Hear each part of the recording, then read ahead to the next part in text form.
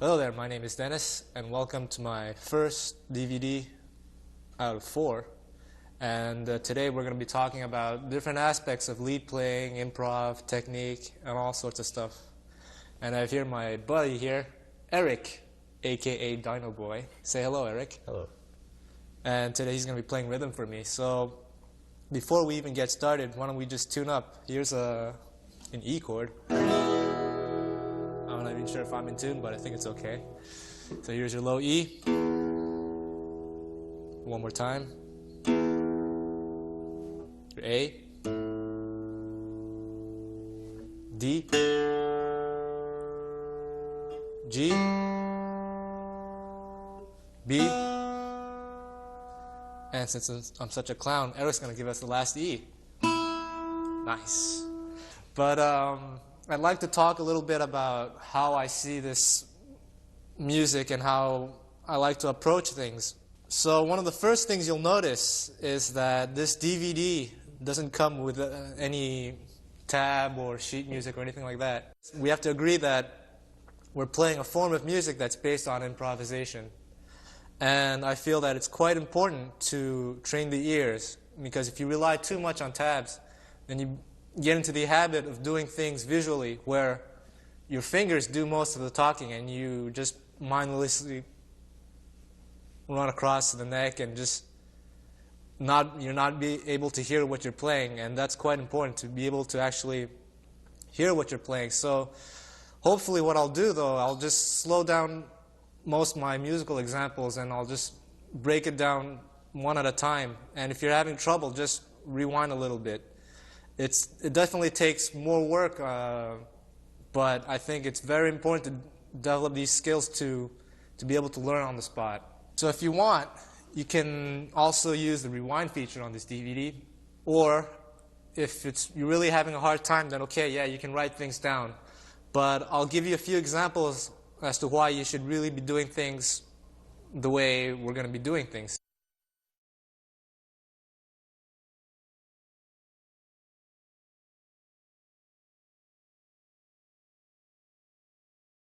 So one of the first things we're going to talk about is ear training. And ear training just basically means transcribing music. And for me, transcribing doesn't necessarily mean having to transcribe an entire guitar solo or whatever instrument. And it doesn't mean you have to memorize the entire solo or anything.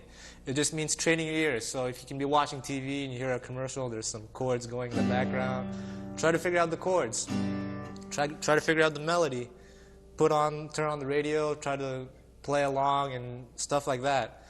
I feel that's really important because a lot of people, when they learn to play improvised music, they rely so much on tab or books that although they learn certain aspects of the music, they don't train the ears, so therefore they don't have the skills to learn on the spot. And obviously, if you can't hear what you're playing, then you're not really improvising now, are you? So for the purpose of this video, let's just talk about transcribing some Django Reinhardt or whatever artist you like. Eric's going to play some examples for me of some examples of melodies. And before we start, the one thing you want to test yourself is how fast can you figure out the music?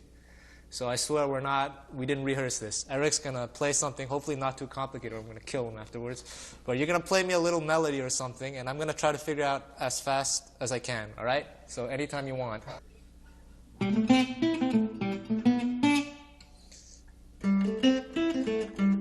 Is that it? Do it again.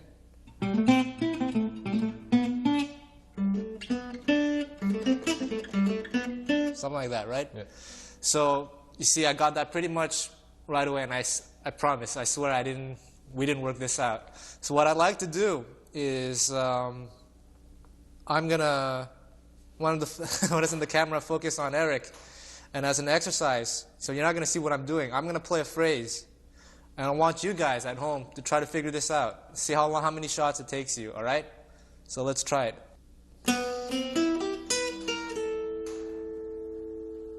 Let's do that one more time. And one more time slower.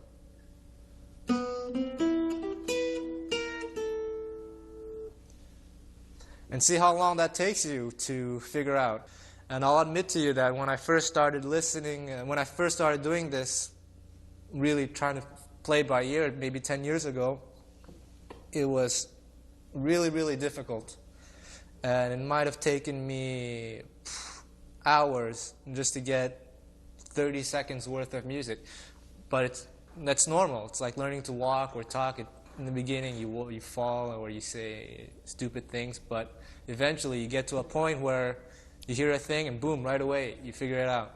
So that's just for melody. Then there's chords as well, which is even harder. But there are a few tricks that I can show you that will allow us to be able to determine the harmony of a given song. So one of the first things you can do is already try to listen to the bass line. It can sometimes just listen to most of the time the bass will be playing the roots. So, and obviously if you're listening to this kind of music, a lot of times it just does. That's pretty obvious, right? So for example, Eric's going to play a famous chord progression, and I'm going to play the bass line. And listen as much as possible to what I'm doing, just to give you an idea of how you can figure things out. Let's give this a shot. 1, 2, 1, 2, 3, 4.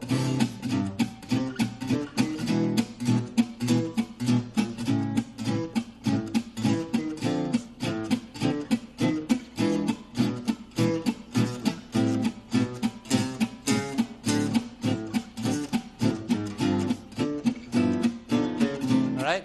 So, pretty obvious. You can hear the bass motion going. Listen to that.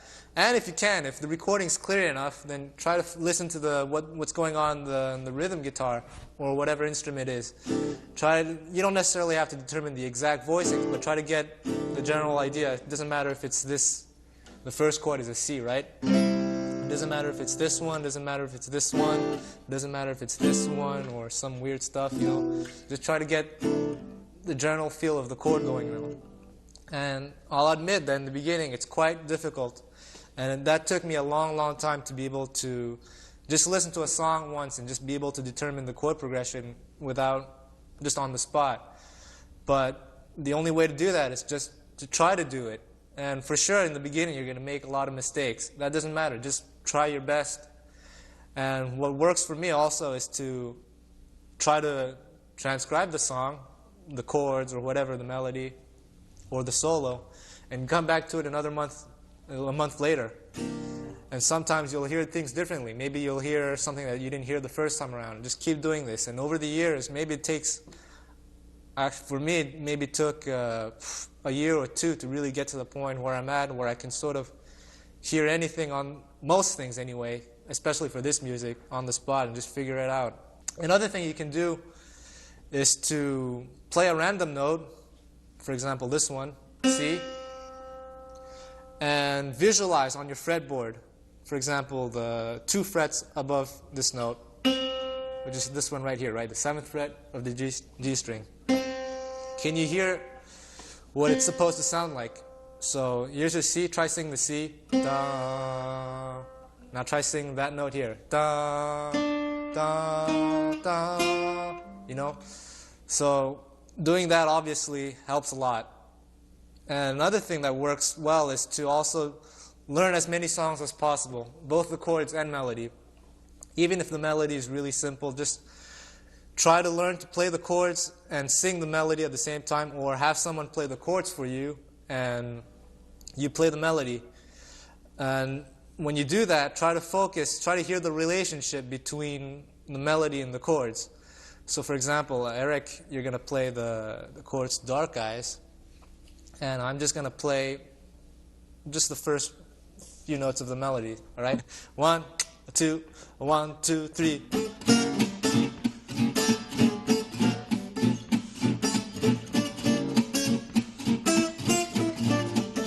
All right, we're going to stop there.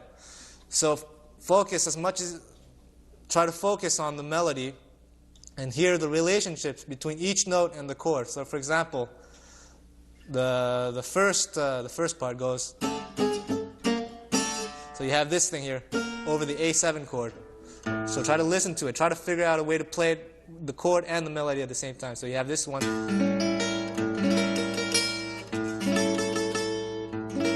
And just try to train your ears to hear these things, because you're going to hear this in a whole bunch of different songs. You can use it in the context of an improv. This, for example, in my solo, for example, you're going to play just the first 4 measures of the song over and over, A7, D minor. And I'm going to use this as much as possible, right? 1, 2, 1, 2, 3.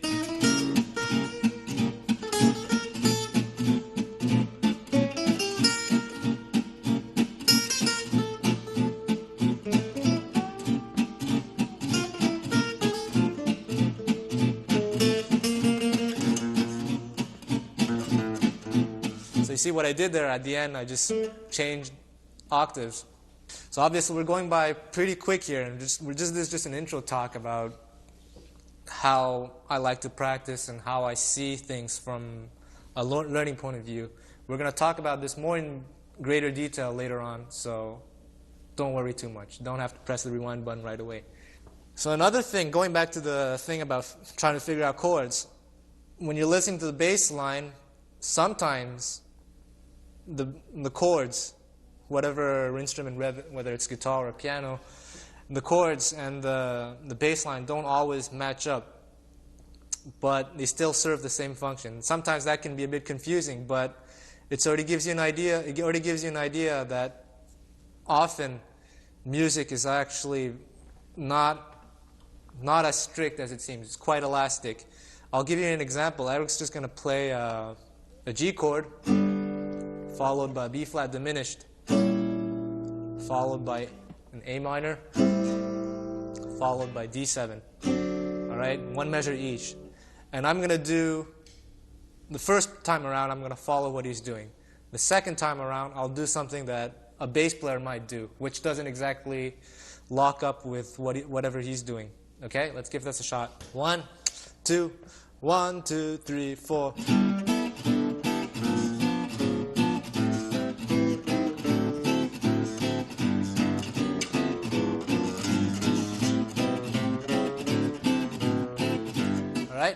So the first time around, I just followed the chord, something stupid, basic, right? G, then, or whatever I did. Second time around, I outlined different changes. I did G, E7. I think I did, so you see it's not the same thing as B flat diminished or E7. So when something like this happens, it's a good idea to make a note of what's going on. Maybe the bass player is messing up. It does happen. But sometimes it shows you that it's possibly either a substitution or a different way of doing things. So it's always a good idea to be aware of such things for soloing. You'll see that it helps a lot for soloing, that you can do over a certain chord. Sometimes you don't have to play the obvious chord. You can play other changes. So obviously that's something you can do as well. So let's talk about what you should transcribe and what you should do with these transcriptions. So like I said, when you transcribe, you don't necessarily have to learn entire solos. You don't have to memorize anything. It's just an exercise in itself, just training your ear. So obviously if you want to transcribe something, you should be transcribing stuff that you like, right? No point in transcribing songs or solos that you don't enjoy just because some guy says you have to, right? So do whatever you want. When transcribing, it's not just about figuring out the notes. Often it's also what's very important. A lot of people don't have too much trouble figuring out the notes themselves.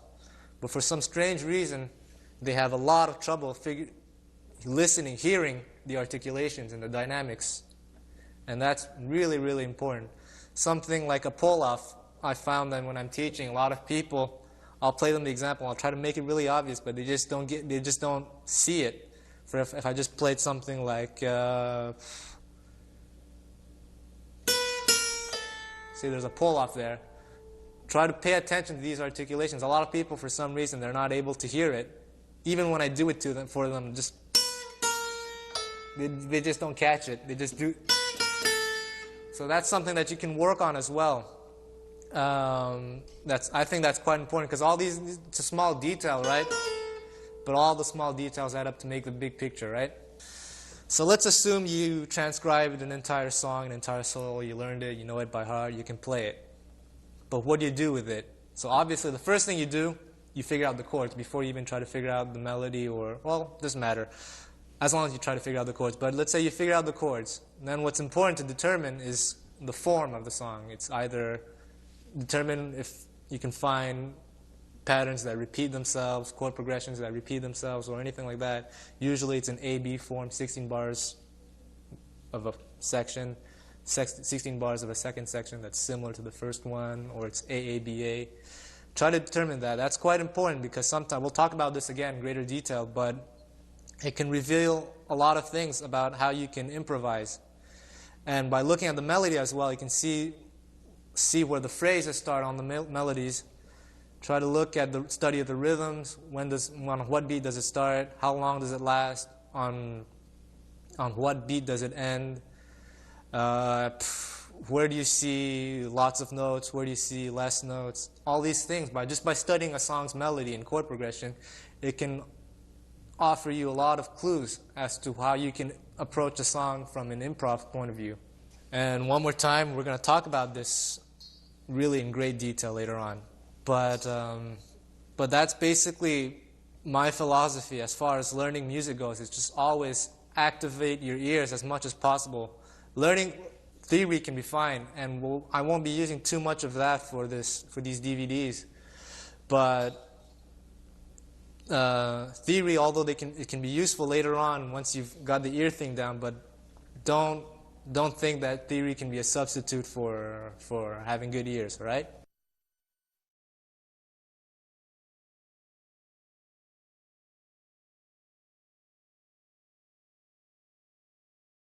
So all that I've said so far is really all you need to be learning music. You don't have to buy you can throw away the DVD now. You got everything you need to learn, really. But obviously, hopefully this DVD can offer you some shortcuts. And let's talk about the DVD itself. My goal is to give really as much as possible. And it's impossible to really talk about everything, but I really hope I can give you all the necessary tools to open your ears and eyes to realize that in music there are no rules. You'll soon realize from transcribing and figuring out stuff on your own that a lot of things can go on, and things that break certain rules and stuff like that.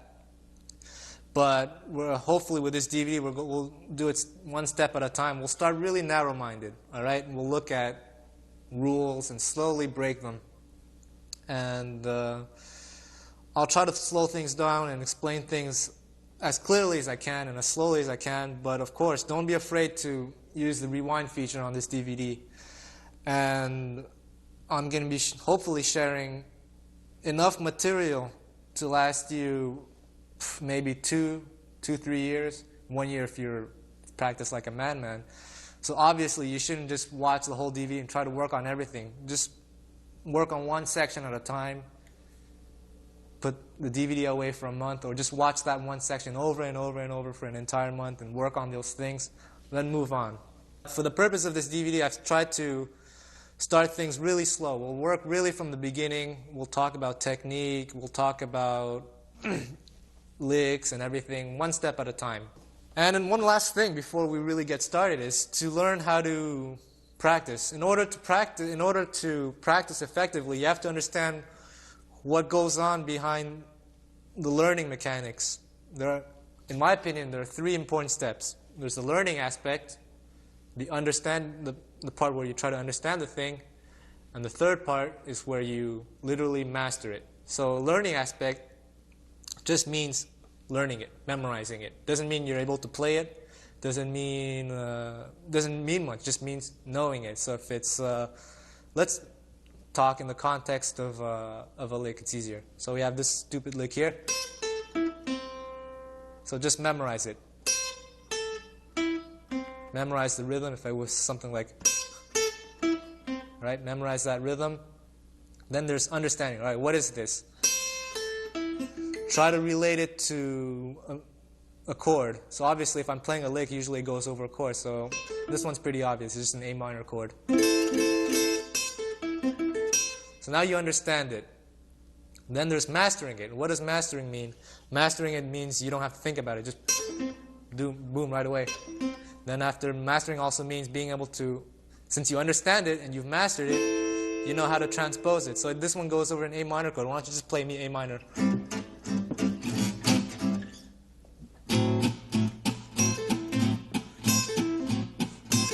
I've mastered it, right? So then you try to record yourself playing rhythm in over a different chord. Or if you have a live rhythm guitar player like I do, I love you, Eric. You can try it in a different key, like G minor. 1, 2, 1, 2, 3, 4. Let's do C minor. 1, 2, 1, 2, 3, 4. So that's mastering it. Mastering it doesn't mean playing fast. It just means being able to do it without having to think about it. And that's especially helpful when you're playing a song that's at a much faster tempo. A lot of times when people are playing really, really fast, they don't really have time to think. They just got to rely on their reflex skills, right? But before you even try any of this stuff, even though we're learning how to improvise, we're learning different aspects of solo playing, I think it's extremely important to have, besides good ears, a strong musical foundation.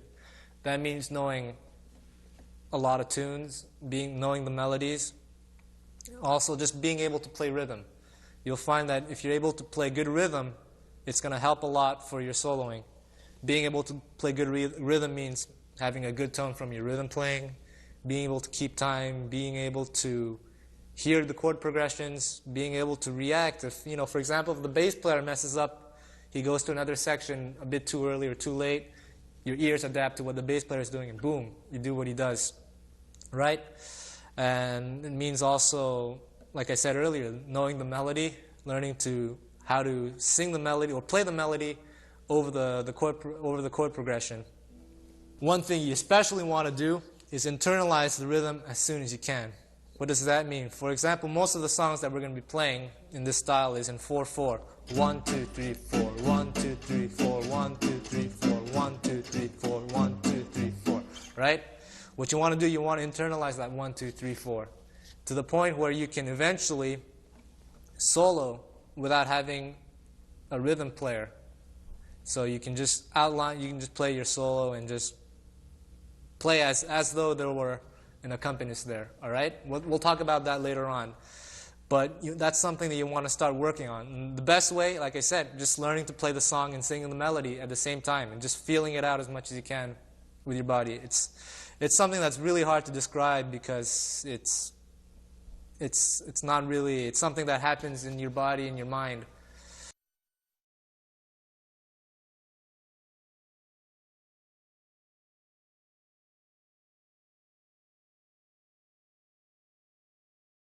So we're going to talk about technique now. Finally, we're going to actually play the guitar.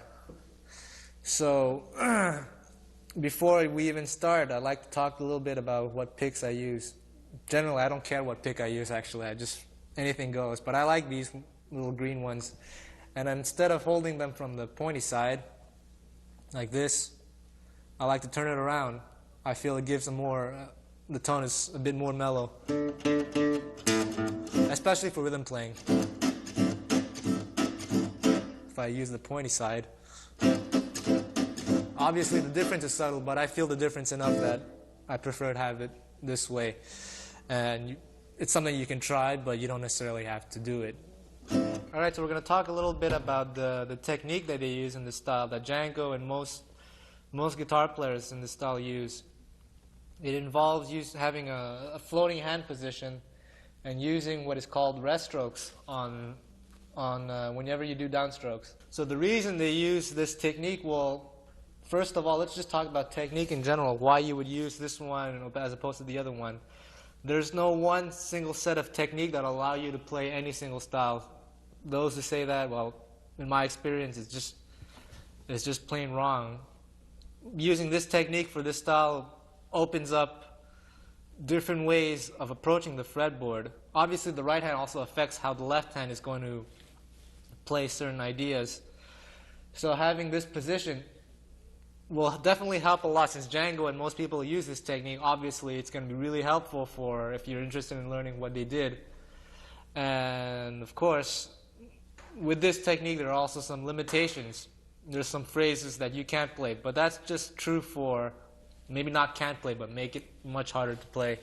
But that's just true for any technique. Most people traditionally play this way, having this side of their hand resting on the bridge or something like that. Even playing this way has its own limitations. There's some things you can't do this way, or not can't do, but they're much more difficult to do this way than this way or any other way. And sometimes left-hand fingering also affects how you're gonna, the way you think about things. Obviously, if you listen to bluegrass or country music, it involves a lot of open strings. If you play like some kind of rock or heavy metal thing, you try to organize your fretboard in, as far as the left hand goes, maybe in 3-note per strings or 2-note per strings or stuff like that.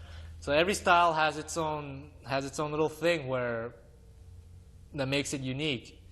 So don't worry too much about a technique that will allow you to do everything. Just be honest with yourself and try to use a technique that will allow you to play what you want to play.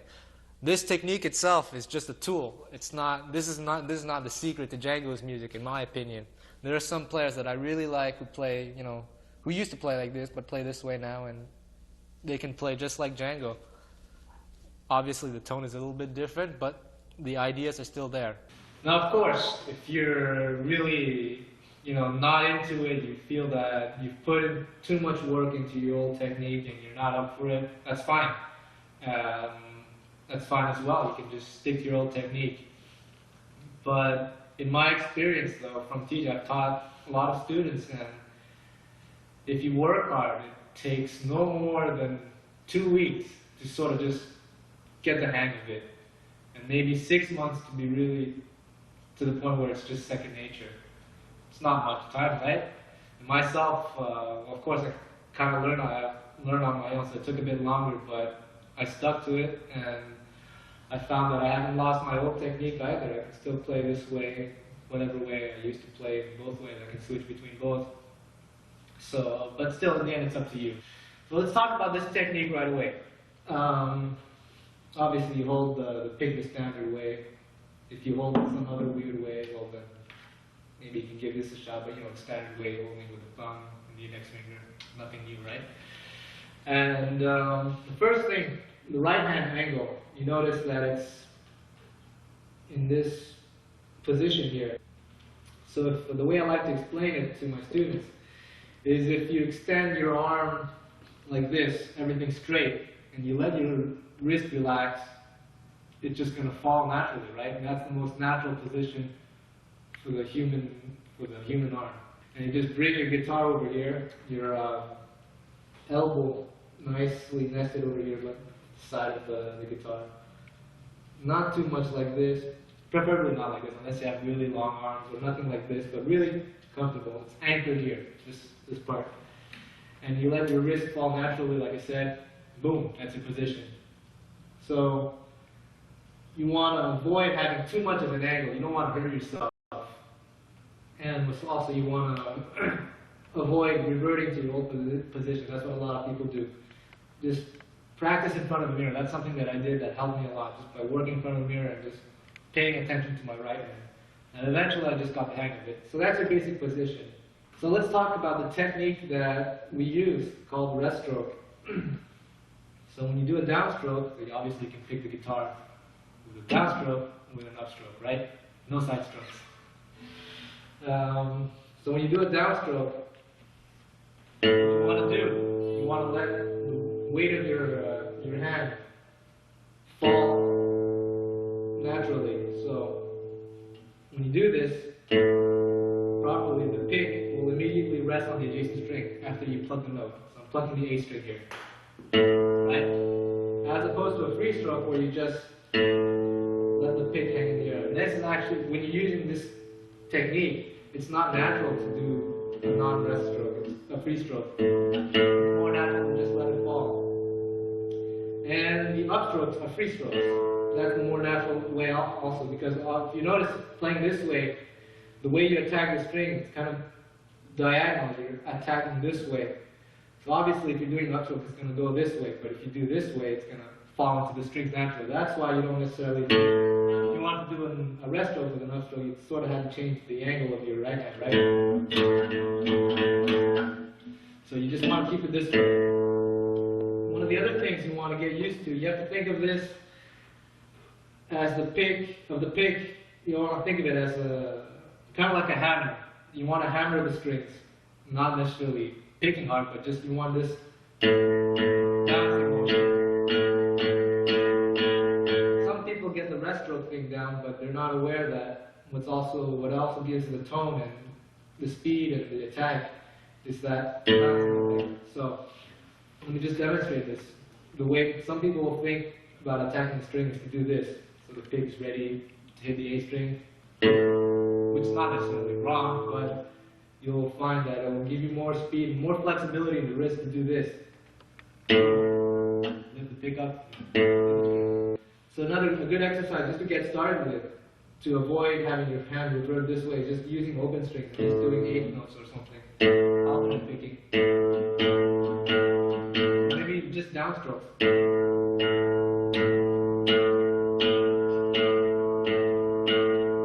And okay, if you change strings, well, it depends. You can all know that.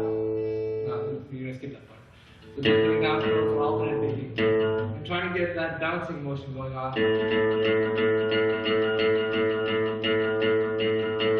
Okay? So what I'd like to do now is to show you a few exercises. And they're not really exercises. Instead of practicing exercises, I feel it's better to work with musical examples that really exploit this technique. So what's great about this, you'll be training your ears and learning some vocabulary at the same time while working on technique.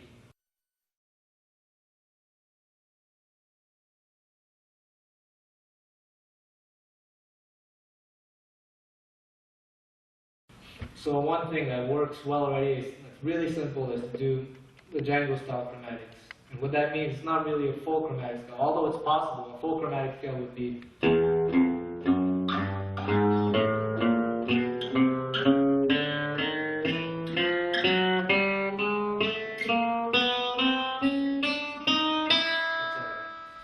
and the way Django and most people would do it, although sometimes he did use the real one, but most people will do it this way.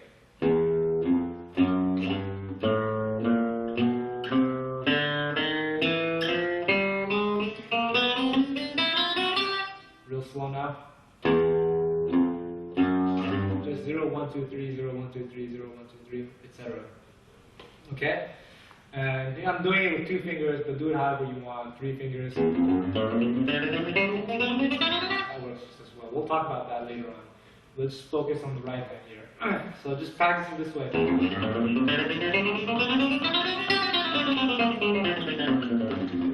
I'll do it slow.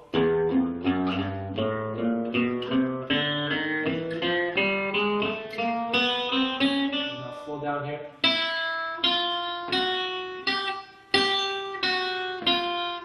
Repeat the note twice. Okay? I didn't repeat it twice, I repeated it once. Likewise here. Right?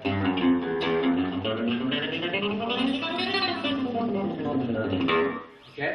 So that's something you can practice. And later on, the way Django will often do is when you're ascending, you would, once you reach the high E string, you would do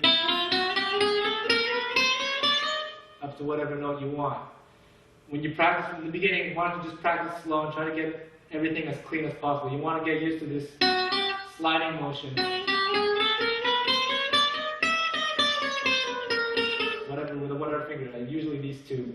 I usually use the, not always, but I use the index finger to slide down and the middle finger to slide up. So try to practice it slow.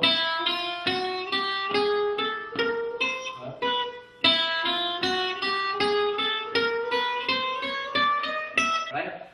But be aware that when most people, Django including, when they did this, it was never perfect, or rarely.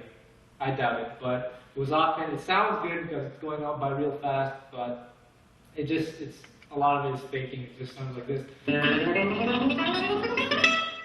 Again. It still sort of sounds clean. I hope it does, but you know, it's just more of an effect. But when you're practicing it slow, it's a good idea just to get used to that sliding motion. Another thing you want to get used to also, this has less to do with the rest stroke motion. And by the way, if you notice when I was doing that chromatic scale, every time I did those downstrokes, doesn't matter how fast I played it, slow, fast, I was always using that rest stroke thing, alright? Another technique that doesn't focus on the rest stroke, but just focus on the flexibility of the right hand, is to do open string double stops that Django would often do. So if you do, you place your middle finger on the B string, you're on the 5th fret, and play both the B and E strings together, then index finger on the G string on the 4th fret, and play the G and D strings together, middle finger on the D string, and play the G and D string together, and just do.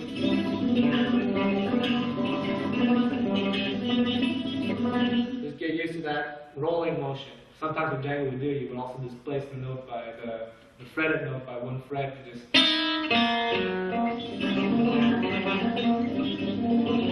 That kind of stuff works. And this kind of stuff works over like a G chord. So why don't Eric play me? Why don't you play me just a G chord? 1, 2, 1, 2, 3, 4.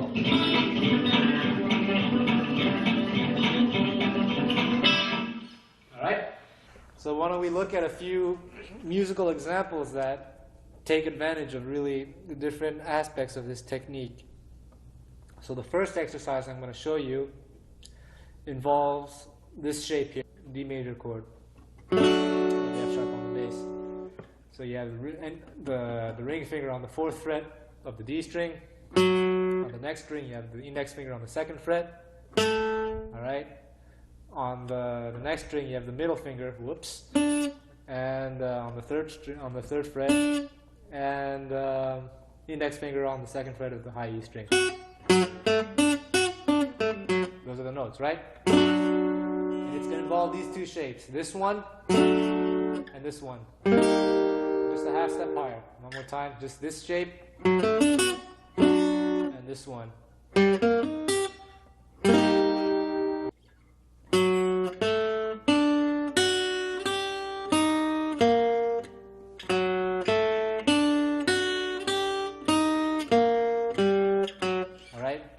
Right hand is doing down, down, down, down. So notice what I'm doing here. I'm using a sweeping motion. I'm not doing that hammer thing I told you about. I did it on the first note, but since we're sort of continuing the same direction, I just let the right hand fall. So 4 downs in a row.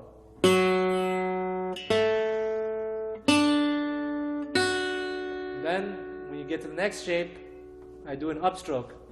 So I descend using downstrokes. So you notice one thing is that I'm changing strings with the downstroke. That's another aspect of this technique, is when you change strings, regardless of direction, you'll use a downstroke for maybe 95% of the time. Some say 96, I say 95.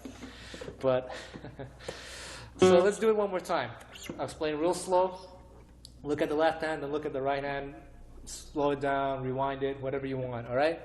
So, down, down, down, down, up, down, down, down, up, to restart. So when we get back to the original position, instead of a downstroke, it's actually an upstroke now. So that means that when you're when you have multiple notes on a single string, you generally alternate pick. And there are no rules. Sometimes there are different examples. Maybe if you play this example, for example, really slow, you can do it just with downstrokes too, huh?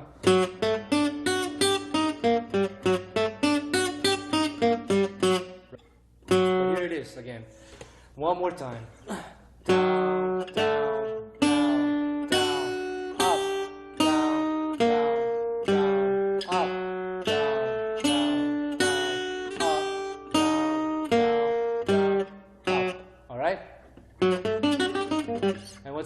this is that if you do it in ascending order, instead of just going back and forth like this, you just do it. It works well over certain chords, among, like for example, a D7 chord, among many others. So I'll just play that example once.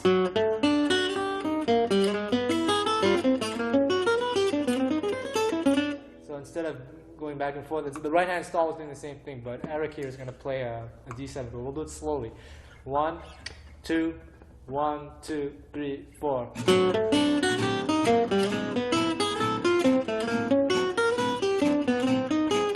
Etc. Right? It works quite well. It's another variation to this technique is to use the open D string here to do.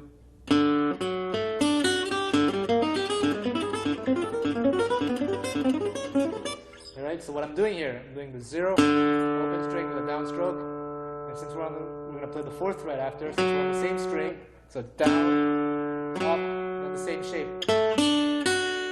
then up by sliding this finger up here, then repeat the same thing using this shape.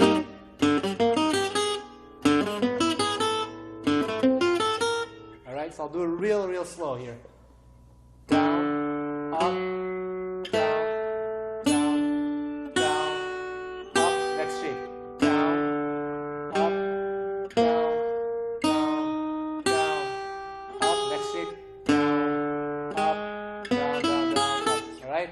Let's try this over a D7 chord. Let's do it a little bit faster. 1, 2, 1, 2, 3, 4.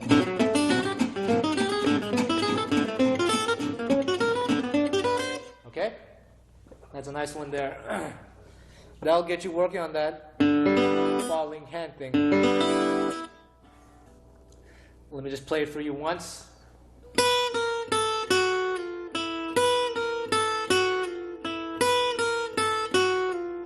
Okay, so what is this? It's just 7, 6, 5 on the high E string, 7, 6, 5 on the B string. And now, what I'm doing with the right hand now, so I'm doing down, up, down, changing string, down, and what I'm doing here is a pull off, right? Down, pull off, up. The reason I do that, well, it obviously for one reason it gives a different sound, and also for the right hand, it allows me to lock back into the correct beat so that I can have my downstrokes on the strong beats, right? Otherwise, you'd have downstrokes on the weak beats, which is a bit weird with this technique. That's one of the weird things. So down, up, down, down, pull off, up, down, up, down, down, pull off, up. Or if you want, you can also. Some people just pick all the notes and they just get used to the weirdness of the timing. So it just sounds like this.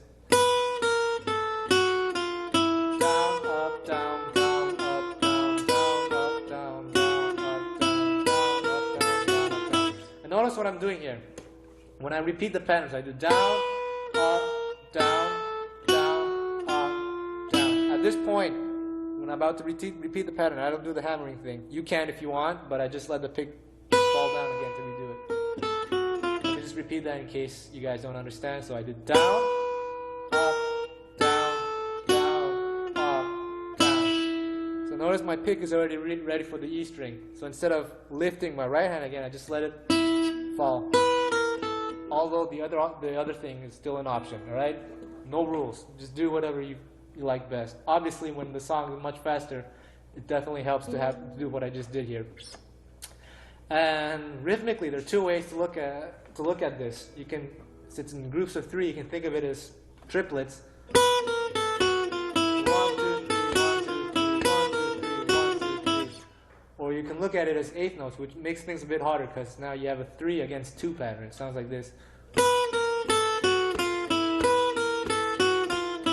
And this thing works well over, for example, an A minor or a D7 chord. So let's try A minor for one. And when you're at home, before we even get started, when you're at home, why don't you have, if you can record yourself or you have a computer, you can put the chords in.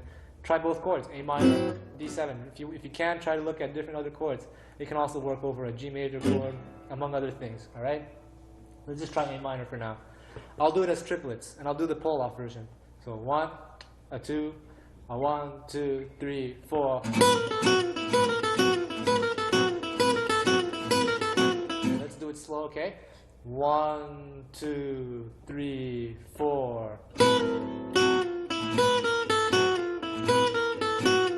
Okay, let's do it now as eighth notes. 1, 2, 3, 4. Keep going. So I'm going to do eighth notes, then triplets. Eighth notes, triplets, alright? So eighth notes.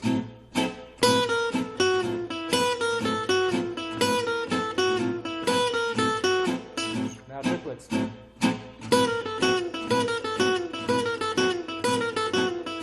Okay? So work both ways just to get used to this. Number 3, another example now.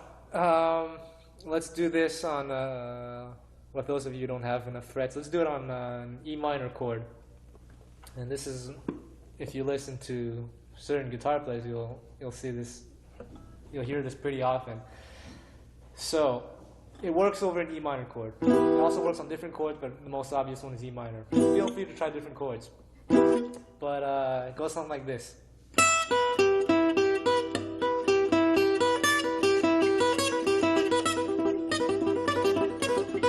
Okay? Alright, let's just say the pinky.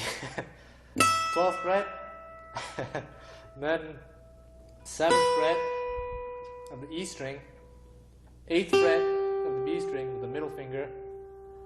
The middle finger is when you're pissed off. And then after the 9th fret of the G string. So those are the notes, and the pattern goes like this. Alright? That's the shape, the contour rather, and the pattern itself is this.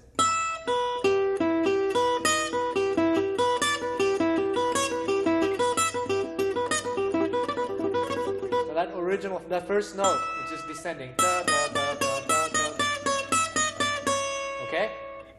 But let's do it slow in case, alright? 1, up, down, up, down, down, down, down, down, up, down, down, down, down, down, up, down, down, down, down, down, up, down, down, down. Back to the beginning. Okay?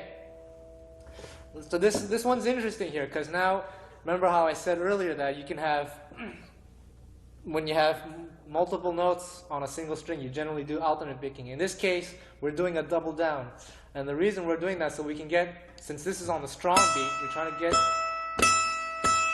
when we can, we're trying to get the downstrokes on the strong beats. So this pattern of 6 notes involves 5 downstrokes and just 1 upstroke, which is the second note. 1, 2. The second note is an upstroke.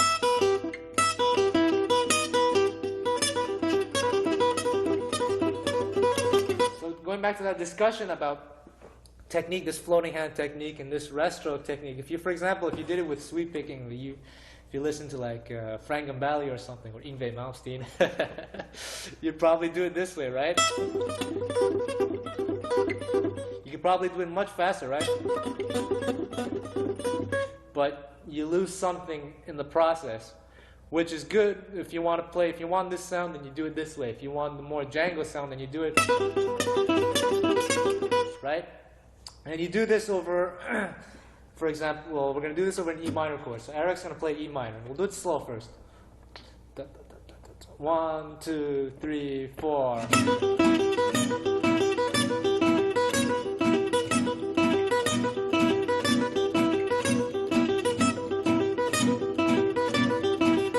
Okay, so let's try this a little bit faster. 1, 2, 1, 2, 3, 4.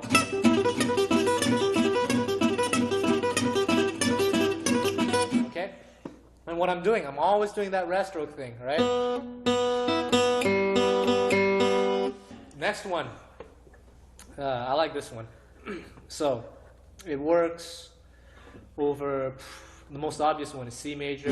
It can work over F major, A minor. Just be creative. Try over different chords, but let's stick with C for now. Pinky on the 12th fret, E string. 8th fret, same string. Then 10th fret of the B string. 8th fret of the B string, then you go back to the 10th fret, back to the 8th fret on the E, then you play this note here, the 10th fret, and do the same pattern. So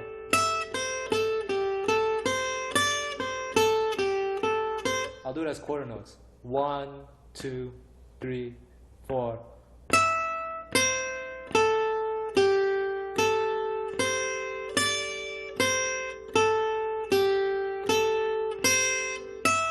Notice that when I'm doing as quarter notes, I was just doing downstrokes, right? It's how the rhythm affects how the right hand plucks the strings. All right. So the right hand pattern, it's down, up, down, up, down, down, down, up, down, up, down, down, down. Okay. The same thing like the other one. There's the double down thing going on. You can get that accent. Let's try it over a C chord, right? 1, a 2, a 1, 2, 3, 4. Let's redo it. 1, 2, 3. So let's try it over a C chord. 1, a 2, a 1, 2, 3, 4.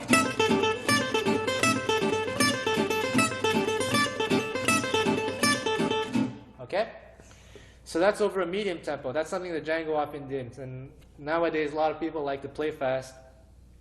And so if that's the case, what you can do, obviously it becomes really hard to do this at a really fast tempo. It's sort of possible, but there's a shortcut. You get the same phrase, but just a different contour. It goes like this. I'll just play it once.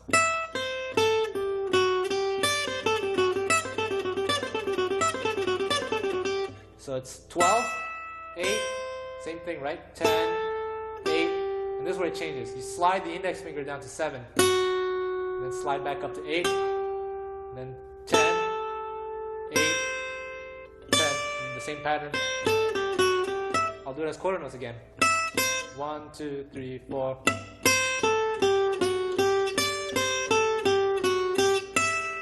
Okay, one more time, just in case.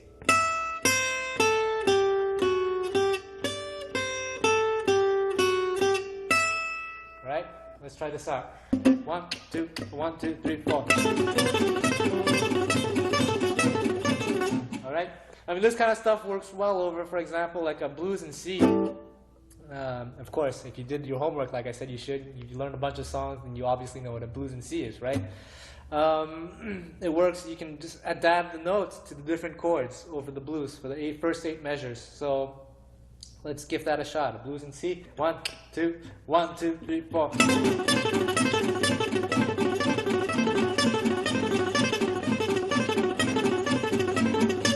So it works well. I just adapted the notes so that it fits over the F chord. It's a little trick. There's a famous guitar player who once told me never to do this. And he's kind of right, because when you do it too much, it just sounds weird. But it's still cool nonetheless.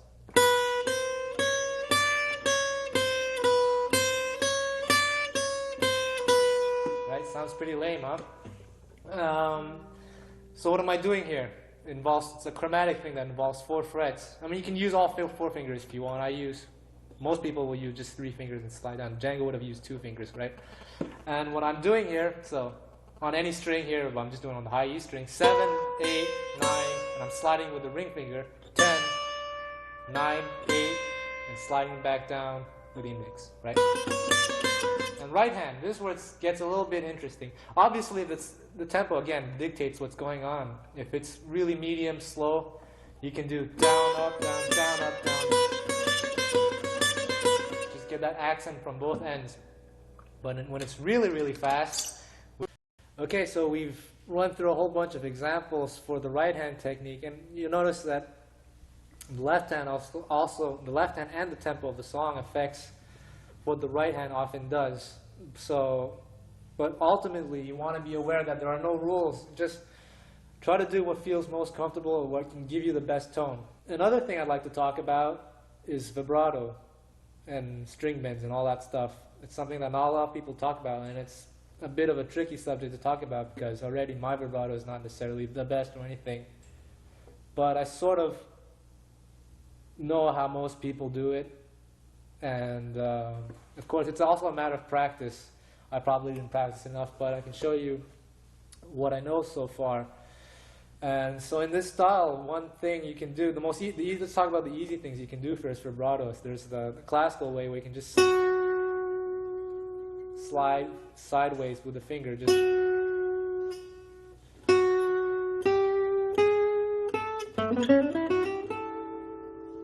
so it's a very subtle vibrato, right?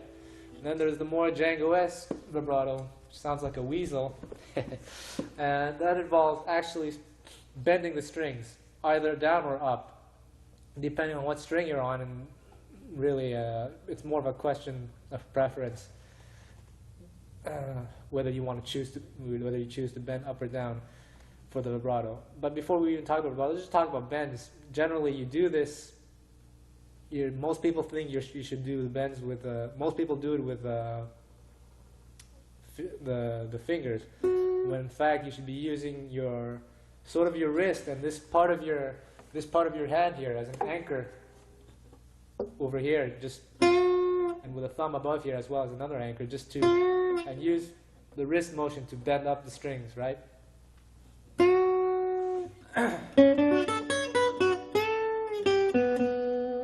So that's the motion you use for bends, and likewise for vibrato.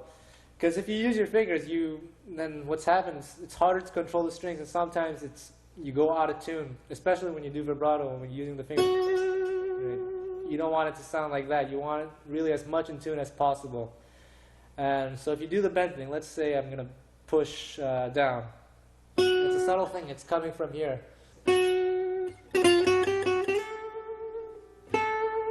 All right? It's just coming from this part of your hand. And what I'm doing also, I'm releasing the thumb a little bit. See, my thumb is here, and then I sort of release the thumb. You don't necessarily have to, but I do that. It gives me more flexibility in the wrist. So that's vibrato is something you can work on, and the speed of the vibrato depends. What's always a question of feel and personal preference, but you can do a slow vibrato, a fast one. Really, just listen to as much music as you can, and listen to the good guitar players with good vibrato, and try to imitate them. If they do it slow over a ballad, you can start slow, speed it up, and stuff like that. But it definitely, working on vibrato, it's such a small detail, but it can make all the difference in your solo. So that kind of covers most things about technique, and just a few minor details you can work on, you can think about is, when you're using this technique, make sure you use your wrist as much as possible and not your forearm. You want to kind of avoid this kind of motion. That doesn't mean, though, that you can't use your forearm. It really depends. Sometimes you can use the forearm to give you greater motion and the greater flexibility in the wrist and all that. And as to what kind of position your right hand itself should be in, it depends really.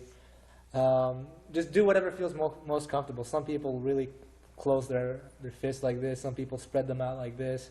Some people have their pinky like this. Some people just rest there, like myself, sort of just touch the top of the body without really necessarily pushing down, just touching it like that.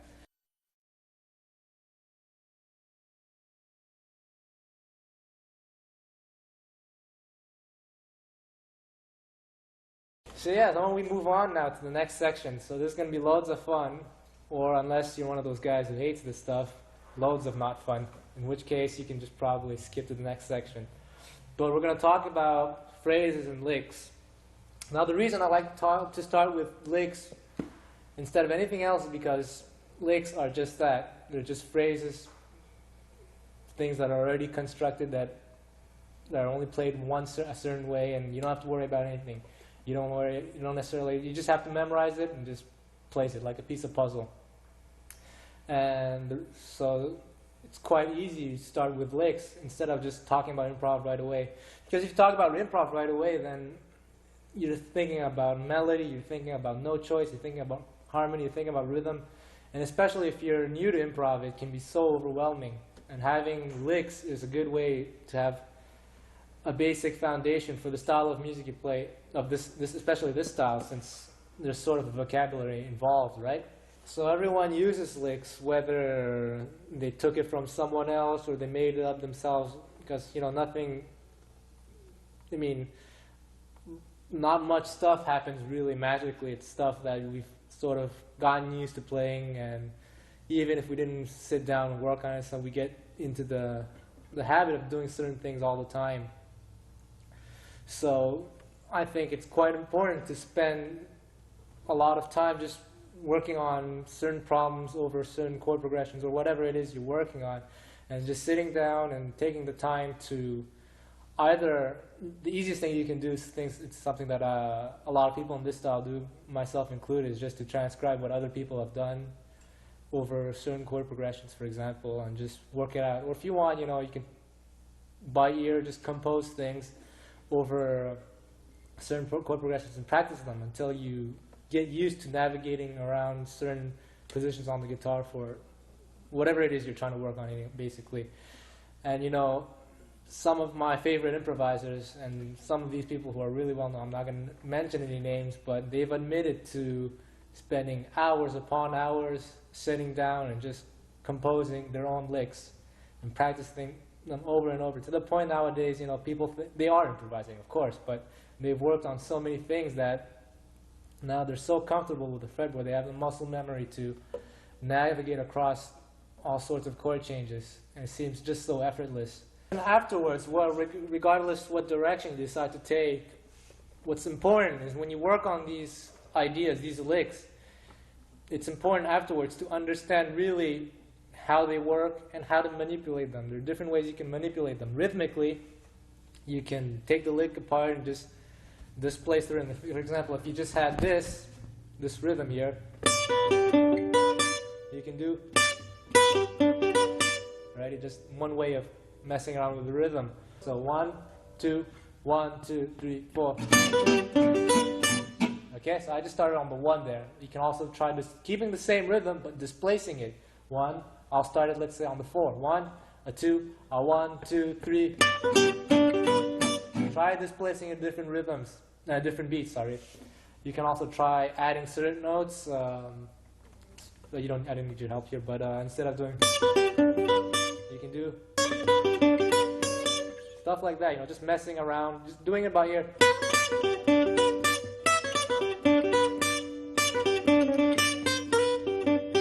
Stuff like that. Just try to manipulate, work your ears there. That's great ear training exercise right there. And I'll obviously show you a whole bunch of examples. These are things that you can start to think about. You don't necessarily have to work on them, but start thinking about them as I show you these licks, okay?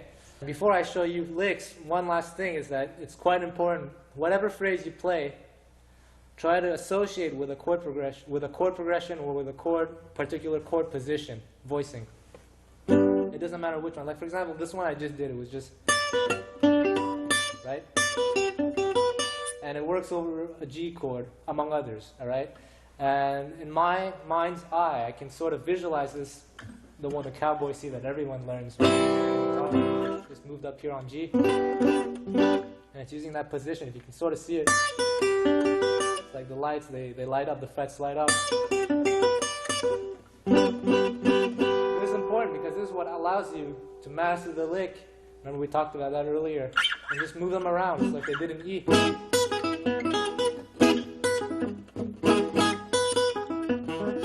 Alright, and that's also what allows me to manipulate them. So back to that G thing, if I knew a different G position like this, G major 7. So if you had my rhythm DVD, you'd understand that, to me, there are only 3 kinds of chords: major, minor, and dominant. So within the major family, it can be just a normal major triad, it can be a major 7, major 9, I don't care. As long as it's just even this, it's still G major. It's all in the same category. So here's another position of G major. This with this one here. So I can just modify my lick there that I just did there before. I could have done. Right? So the first one we're going to look at is over an A minor chord. It's sort of a horizontal thing, so you can sort of visualize maybe this one, A minor, or just common A minor chord here too. And it goes something like this.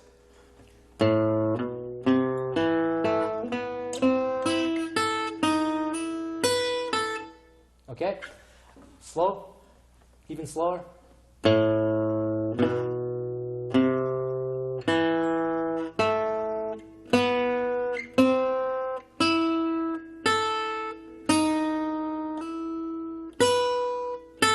Notice the slide here.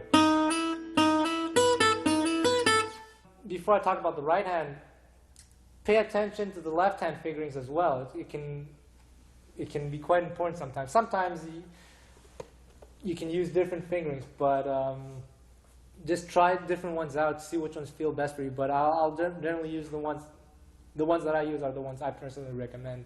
For example, this one, if you just get the notes down before we talk about the right hand, it's just this again. Notice here I'm using the second finger here to slide into this position. The reason I do this is that it allows these two fingers to go either in this direction, or with my index finger I can something like that, sloppy there, but it allows me to go in different directions. So let's talk about the right hand. It follows the simple rules that we talked about earlier. Down, up, down, down, down, up, down, down, down, down, slide, down, up. Let's try that over an A minor chord, right? 1, a 2, a 1, 2, 3, 4. Okay? So it's pretty easy to learn this one. I've arranged it so that it's really, really square. It just starts on 1. So I'm sort of visualizing this chord position, right? So if I wanted to do, for example, in D minor, I just have to visualize this. I'll do it, just watch my left hand. To do C minor. So we're going to try to do this over A minor and D minor. 2 bars of A minor, 2 bars of D minor in loop. All right? 1, a 2, 1, 2, 3, 4.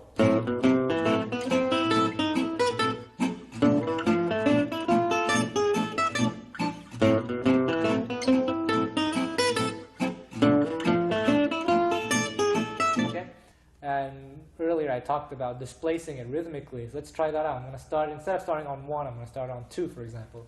So you need that sort of, I talked about that earlier in the DVD, that you need to internalize this 4/4 rhythm so you feel the 2, you know when the 2 is coming. So let's give that a shot. 1, 2, 1, 2, 3, 4.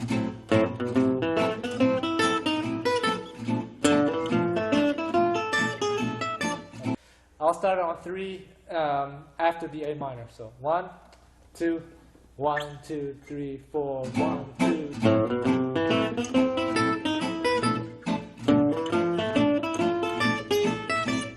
See, the feel of the phrase changes suddenly just by displacing it this way. So while still on the subject of this A minor lick, we also mentioned that, I hope I did, but certain phrases will work over different chords and different chord progressions.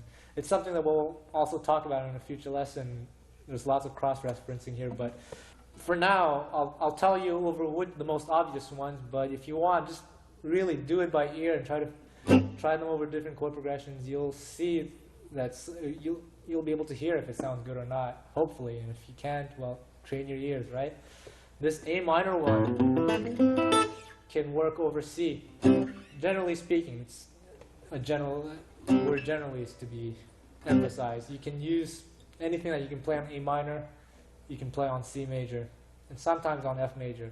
It's not always true, but again, do it by ear. If it works, you'll hear it. Okay, and I'm gonna have Eric just play a C chord. 1, 2, 1, 2, 3, 4. Okay, you see, it has that sound. Let's try it over F. 1, 2, 1, 2, 3, 4. Has kind of a weird sound, but it still works, right? So these are things to consider. I mean, you can even work over over a D minor. It can sort of work. 1, 2, 1, 2, 3, 4. See, everything, it reacts differently depending on the chord you're playing. So try these out. Let's look at another lick now, still in minor. Let's try one in D minor this time. This one is a little bit unique. You can sort of transpose it, but it often works best with the open strings, and it goes something like this. First fret, third fret, first fret, and then after on the next string, 3, 0, 2, 0, 3, 0, 2, 0, 1. You gotta do it with the index finger upside down like this. So you got that? So it's 1, 3, 1, 3, 0, 2, 0, 3, 0, 2, 0, 1. And it's so obvious when you use this chord progression. It's just each note of the chord is just being used. So the right hand starts with a downstroke, followed by a hammer-on, followed by an upstroke, then down, up, down, up, down, up, down, up, down. So we're gonna talk a bit about technique now. There's one thing I'd like to talk about is this kind of stuff. This kind of movement here, we encounter this a lot with these trills with mix of hammer-on pull-offs and picked attacks. So this one's quite common, so it's something to work on. So it's a triplet, and you're attacking the third note. 1, 2, up on 3. And one way to practice is just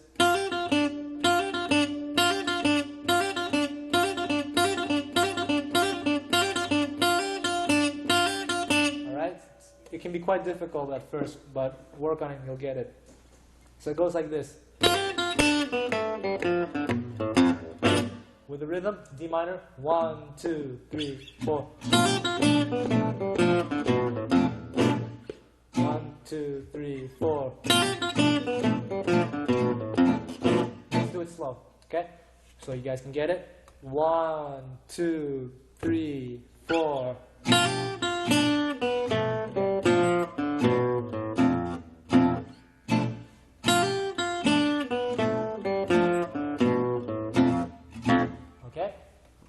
It works over D minor, it can work over G7 as well. 1, 2, 1, 2, 3, 4.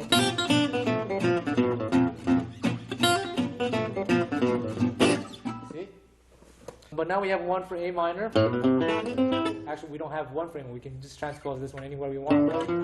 We have two minor licks. One that's more or less exclusive to D minor, but one that you can move around. So you're going to do that same thing, A minor, D minor, A minor, D minor. 1, 2, 3, 4.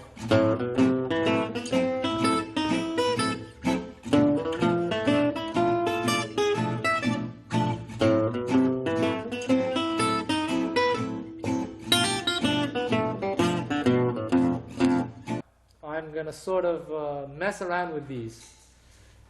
However I feel. Maybe I'm going to change the rhythm, I might displace it, I might add a few notes, or I might connect these phrases with notes so that it looks smoother. I don't know what's going to happen, let's try it out. 1, 2, 3, 4.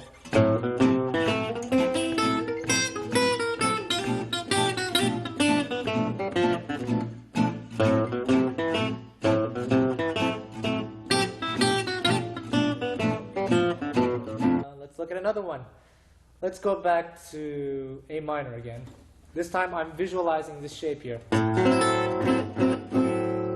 Alright, it goes like this.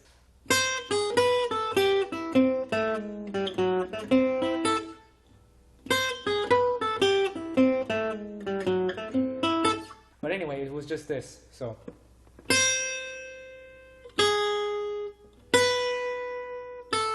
Right? All that on the E string. On the B string. Okay, so look at my index finger here. I'm rolling. I'm avoiding this. I'm avoiding the bleeding sound here. I'm rolling so that the other note disappears. All right?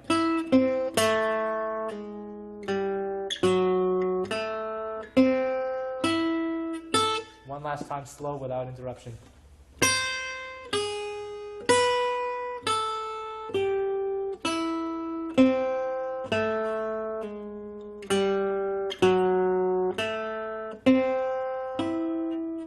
I'll explain the right hand picking.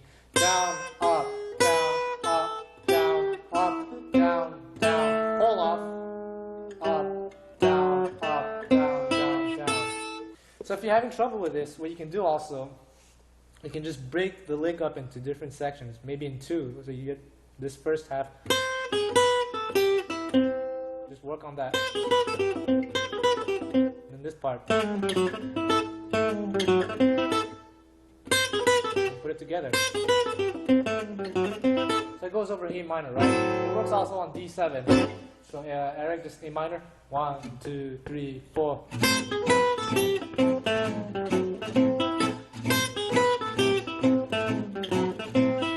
So let's do that A minor, D minor thing. 1, 2, 3, 4.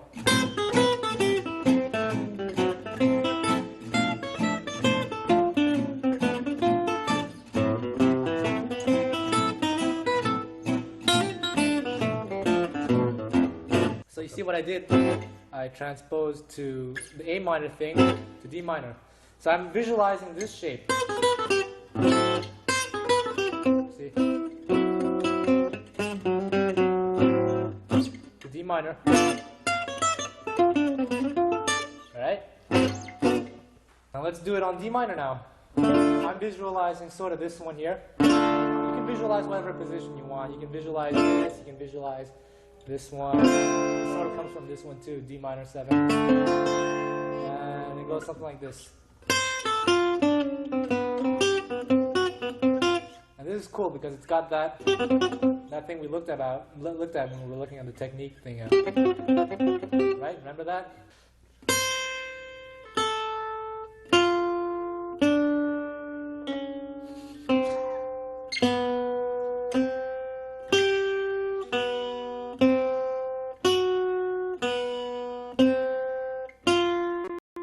So there are open strings there. If you change them, if you put them in over different chords and different keys, you might want to, the dissonance is okay, but you can also mute it, ghost notes, right?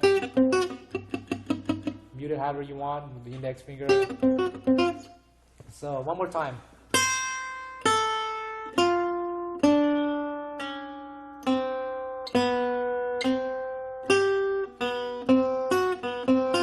So I'll just explain a few things. So it's just coming from this D minor kind of shape. Hold off. And slide with the index.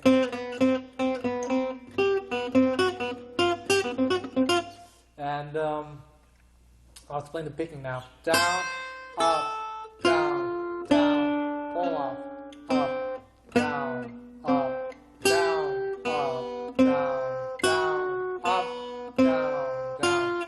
So far, all the licks that I'm showing you are really easy. They fit easily over 2 bars of any given chord, so they're really easy to place. 1, 2, 1, 2, 3, 4.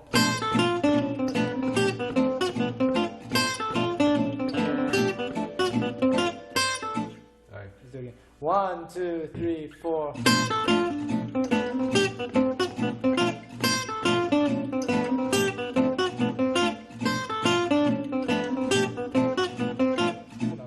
Okay, let's do it slow.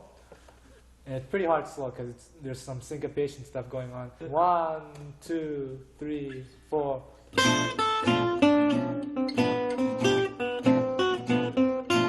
Okay? So work on that. This part is a bit tricky because of that syncopation. So let's try it again. A minor, D minor, A minor, D minor. 1, 2, 3, 4.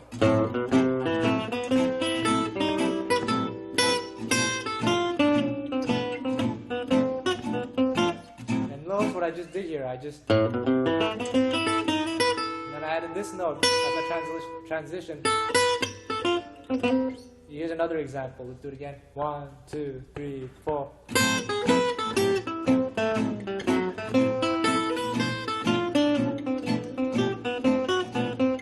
See, so I did did the same thing. That's where it ends, right? But then I added. So things you can do, you can just, if you can fill in a gap, try to do it, you know. Another thing you could have done is, let's look at yet another one over this sort of position. A minor. Okay? And it goes like this.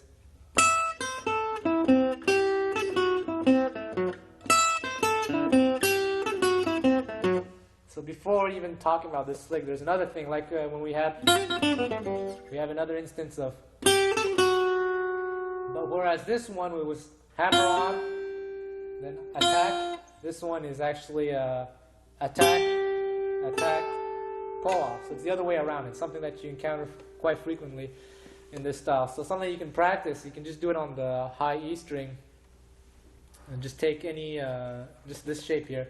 8, 10, 8, 7, 10. 8, 10, 8, 7, and 10 on the B string. And you do this way.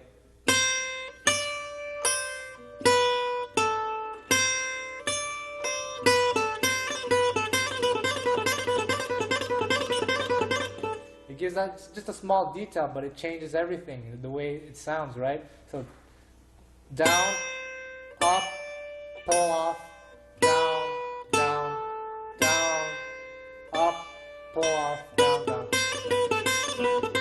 And we're going to encounter it in that lick. So it goes like this. Look at it slow, left hand. So just work on that much. Down, up, down, down, down. Down, up, down, down, down. So this is where it changes. Down, up, pull off, down, down, down, up, down. Alright? So here's the whole lick. Down, up, down, down, down, down, up, pull off, down, down, down, up, down. And if you want, you can continue.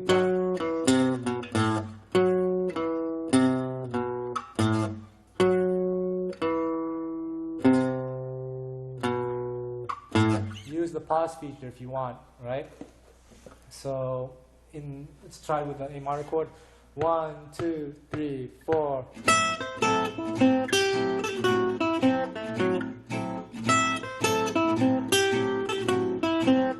Slow. 1, 2, 3, 4.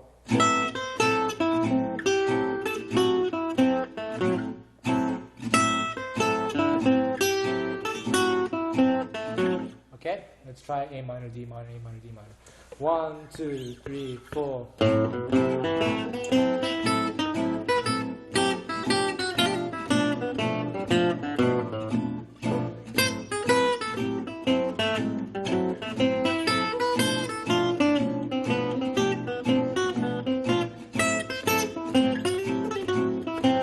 Stop there. So what I did here, I played the lick, but I sort of slided it up to it. These are things you can also consider, just sliding into notes and just give that sort of exotic kind of sound instead of, right? And of course, be sure to transpose it like different keys, you know, D minor here, even here, but, right? So let's take a break from the minor chords and just look at something like E7.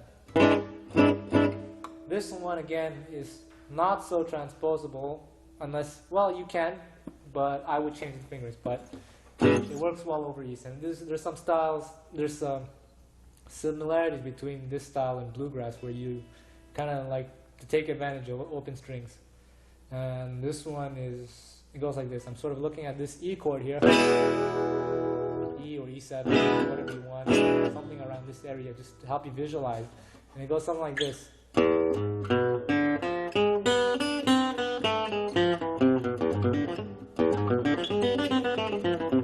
Okay?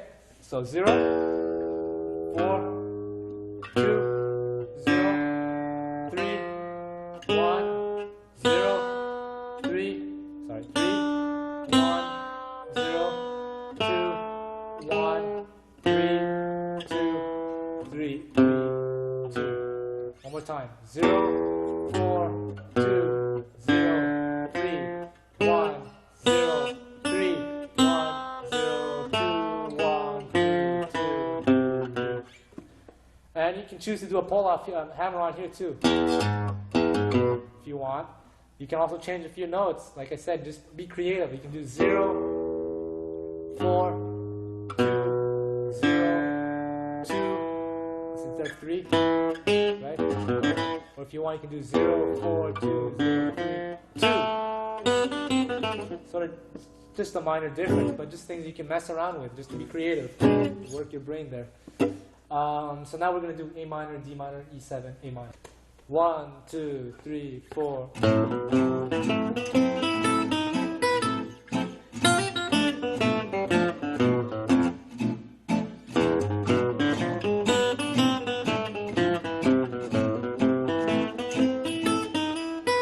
See what I did here between from E7 to A minor, the transition is just so perfect.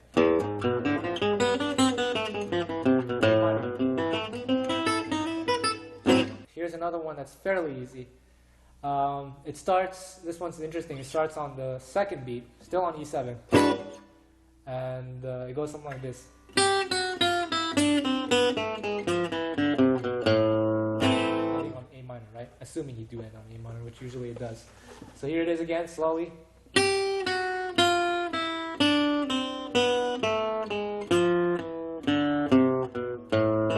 Slower.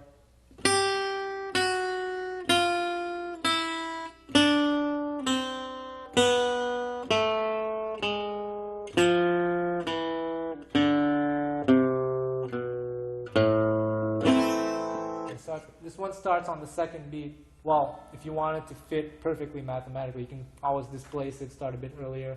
It just won't fit perfectly over the chords, which is one thing I wanted to talk about. Sometimes the licks don't always have to be perfectly square over the chord. You can, overlap or anticipate a little bit.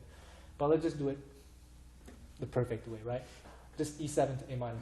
1, 2, 1, 2, 3, 4, 1. One more time. 1, 2, 1, 2, 3, 4, 1. Okay. Hey, here's another one that's pretty easy. Still over E7. It can work over different chords too, but I don't even have to explain that. It's just chromatic. The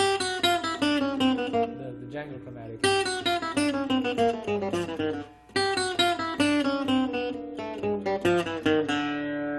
Okay, let's try it out over E7. 1, 2, 3, 4.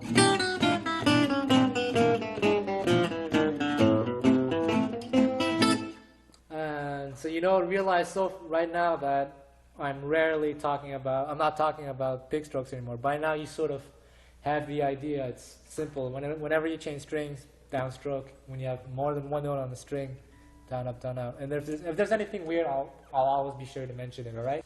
Here's another one over E7. This one is transposable. So I kind of visualize this shape. Again, feel free to visualize whatever you want. In the end, you want to be able to just, whenever you hear E7 in your head, you want just all the E7 lights to light up. It doesn't matter if it's E7 sharp 9 or flat 9 and all that. That theory stuff doesn't matter as long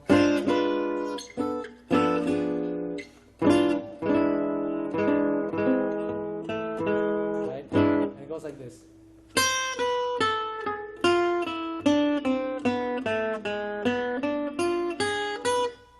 Okay?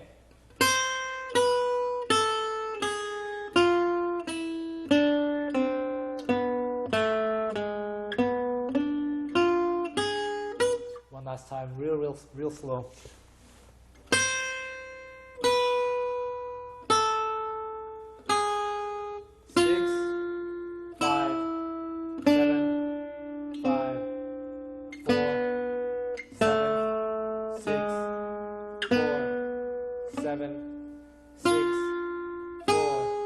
7. So let's look at the picking in case you have trouble with it. Down, up, down, up, down, up, down, up, down, down, up, down, up, down, down, up. Okay? So Eric, let's try E7, A minor, 2 bars of E. This one's great because it fits exactly over 2 measures of E7. 1, 2, 3, 4.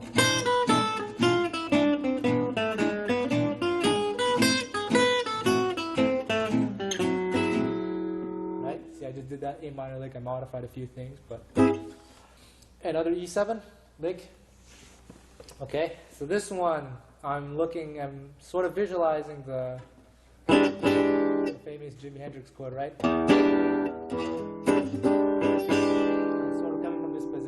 I'll just play it once through.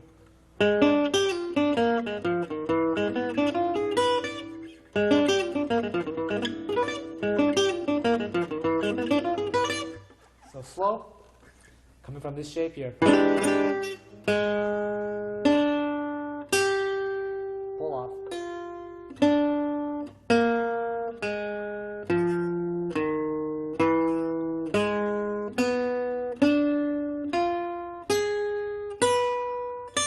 One last time with the picking indications. Down, down, down, up, down, down, up, down, up, down, down, up, down, up, down, down, up. Okay, and why don't we try to place that over just E7. No need to go to A minor. 1, 2, 3, 4, 1. So you realize now I just started on the offbeat. So it starts on any offbeat. Like I said, you can feel free to displace certain licks. I started this one on the end of 1. It's like 1, 1, 1, 1. Right? Let's try it again. 1, 2, 3, 4.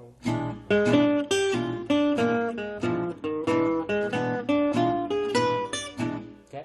And what's one cool thing you can do with this lick is just modify some of the rhythm within this lick to give it a more syncopated feel. It goes something like this. 1, 2, 3, 4.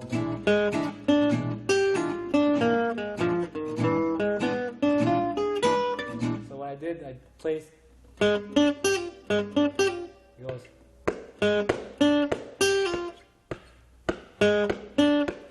I tap my foot slowly. These are the beats.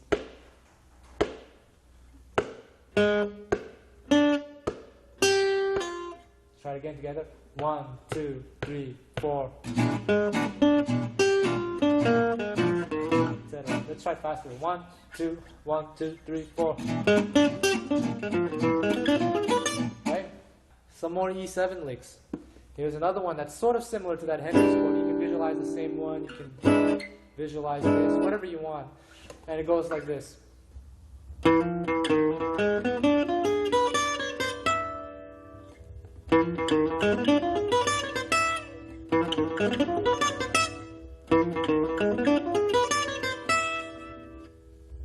Okay, and this one works generally best over an E7 that goes to A minor. Down, hammer on, up, down, up. Down, up, down, up, down, down. And here's where I do something different. I do down, up, down. Double down, see, so down, down, up, down. So I can get that accent on the strong beat. If I tap my foot, you'll see you.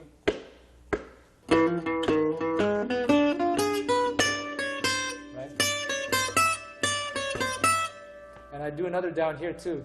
It just depends on my mood really though. So if you don't want to, you just feel where the accent is and try to react appropriately with your right hand. Again, there are no rules with the right hand.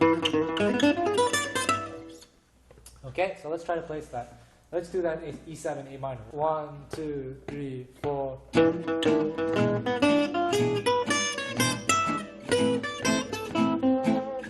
Okay.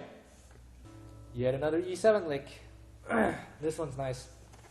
So I'm sort of visualizing, you can visualize this diminished shape, or works over E7. And one more time, if you knew your chords, then I wouldn't have to explain why I'm doing diminished, right? Or you can, if you want, you visualize this E7.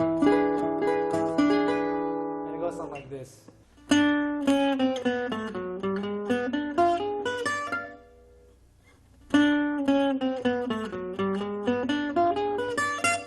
And what's cool, you can sort of slide into it like, and there's that thing again, that where you hammer on, then upstroke, down, hammer on, upstroke. It's like a triplet. So down, hammer on, up, down.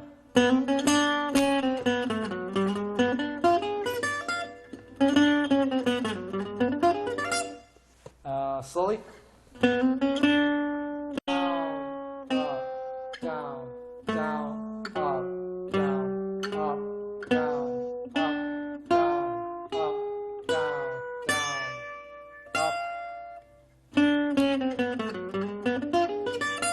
Okay, let's try to place that just over E7. 1, 2, 3, 4.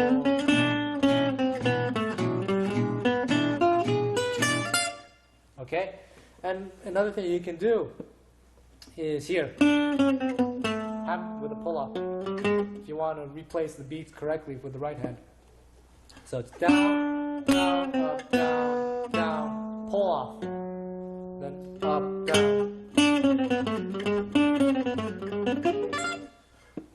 All this just to show you should do whatever. You can feel free to mess around with anything you want. The picking, the left hand, just the rhythm. Just be creative. I'm sure you'll come up with something interesting yourself. Another lick, now it's very similar to this one, but now we're using it in a transposable way. Well, let's do it on A7 now. It's getting pretty high here. Let's go A7, this shape here. Whatever shape you want. This one, this one, this one. And it goes like this.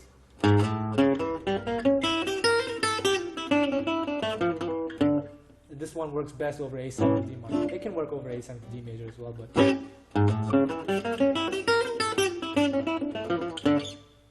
so it goes like this. So starting with the middle finger from the 4th fret and slide up. And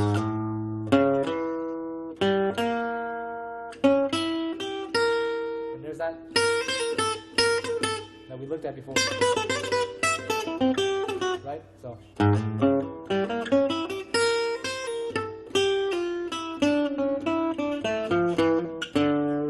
it goes like this.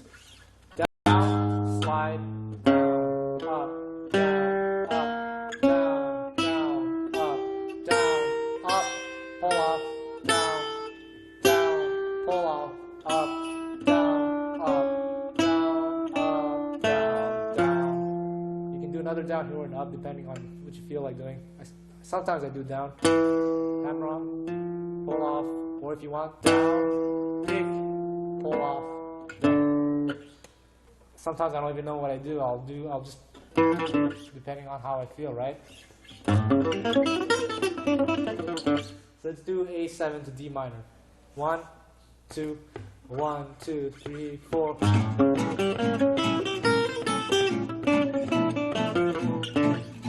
See how it sort of overlaps into the D minor. It does contain some aspects of D minor within that chord too. Let's just displace it. I'm going to start it later. 1, 2, 3, 4.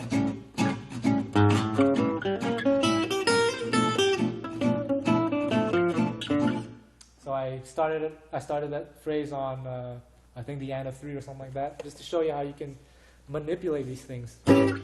By now you're probably tired of all these licks, but I just want to give you as much material as possible. And you realize so far I've been slowing down a whole bunch of these licks just so that you can have the time to figure them out, either visually or orally. But it's also those things. What I did is it's a good opportunity for you to determine at what level you're at as far as figuring this stuff out. If it's taking you too many tries, then it's something, if you're really serious about wanting to learn to improvise, not just over this style, but just in general, then you might really want to consider training your ears as much as possible. Just really spend a lot of time just transcribing for the next couple of months or something. And if you're able to figure this out fairly quickly, then good for you. You're on the right track. But at this point, I think I've given enough examples that the right hand and generally left hand technique should be a bit clearer. So I'll move it at a little bit of a quicker pace so you can have more material to work with, right? So let's do on A7 now. Again, A7. And again, try transpose them and all that. So it goes like this. 1, 2, 3, 4.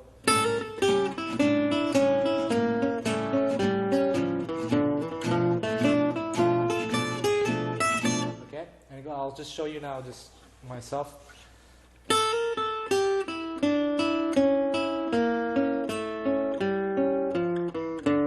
Let's do it slower, okay? With the zoom in on the right hand. Down, hammer on, up, down, up, down, down, down, down, down, down, down, down, up, down. Left hand should be pretty simple. I'll do it slow.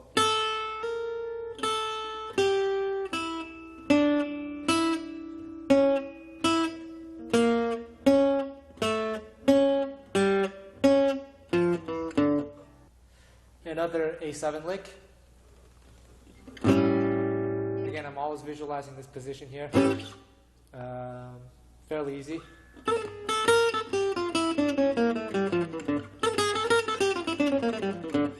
So you can either start with just this 5th fret here and do down, hammer on, up, down, up, or you can skip this note altogether and start on the offbeat. Start with this note, and I would start with an upstroke here, just to get that effect going on. So, up, pull off, down, up. You can even use this note. Sometimes I do that. You barely hear it, just more of an effect. You even hear this note. Just mess around. The left hand, before we talk about the right hand, goes like this.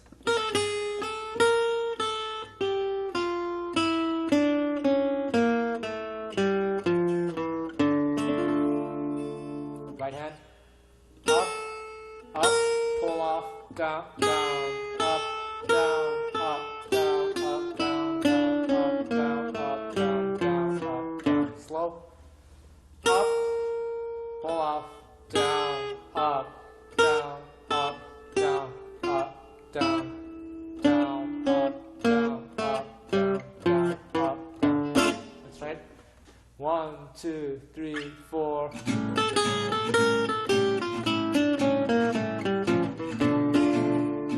Okay.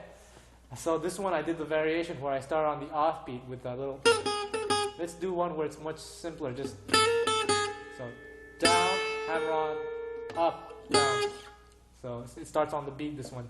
1, 2, 3, 4.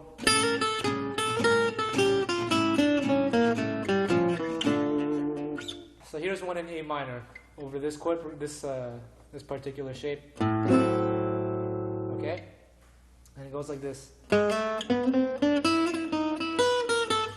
Very simple, and it's a short phrase. So a lot of the phrases that we've been looking at so far are sort of around 2 measures. This one's really short. So left hand.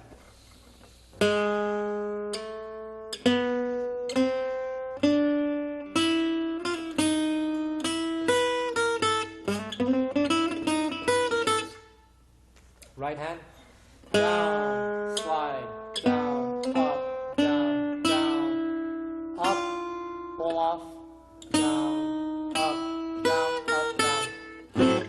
So, since it's a short phrase, you can manipulate it, displace it rhythmically in so many different ways. But let's just try it out with Eric. Just A minor. 1, 2, 1, 2, 3, 4. All right, one more time. 1, 2, 3, 4, 1.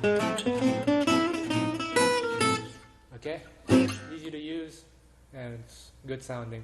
Here's another one on A minor, and this one's sort of ambiguous. It works just, it can sound minorish, it can also sound C majorish.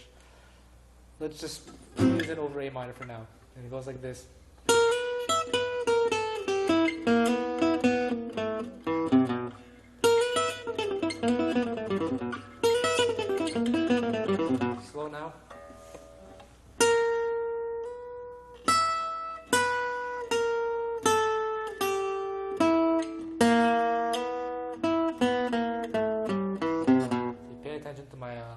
do it again, slow.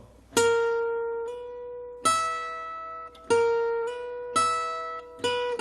you got that here on the E string.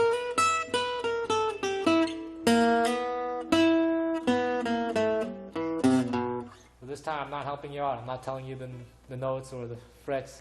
Figure out by ear. Slow it down. Use the pause feature. Gotta train your ears there, man. Right hand, fairly simple. Down, slide, down, down, up, down,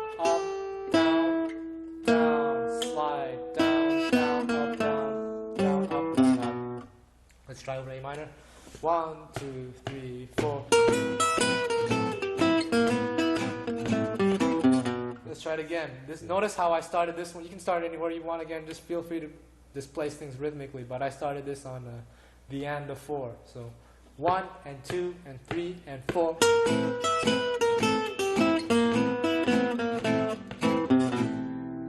And it works just as well over a C major chord. Let's try that. 1, 2, 3, 4.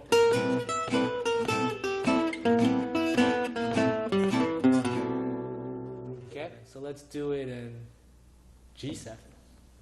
Oh. All right. First one goes like this. I'll just do it alone.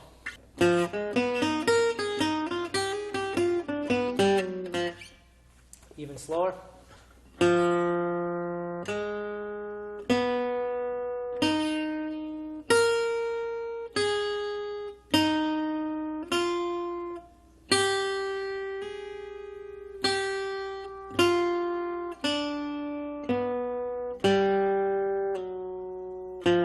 That's all the help you're going to get as far as left hand goes. So just, I'm being an asshole here. Oh, can I say asshole on camera?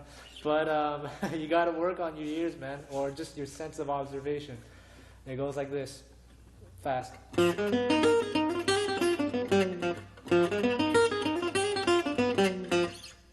Right hand, by now it should be pretty obvious, but one last time with the right hand. Down, up, down.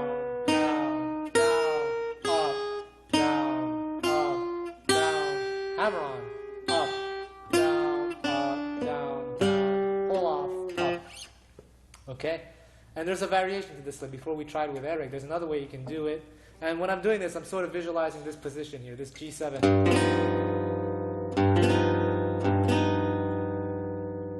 And the other one that I'm going to be doing, sort of what's interesting about this one is it's sort of going to A flat, to G7, so it's slightly dissonant. It goes up half step, just A flat 7 to G7. So that already, just by learning this phrase, shows you that you can sort of go outside of the harmony by going a half step above, then resolving it. And it's the same concept. It goes like this.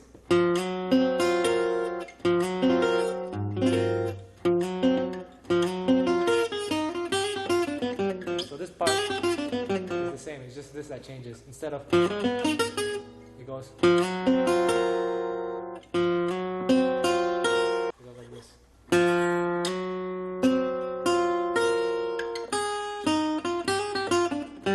Let's try both of them out, alright? G, just G. 1, 2, 3, 4. Okay, let's try the other one now. 1, 2, 3, 4.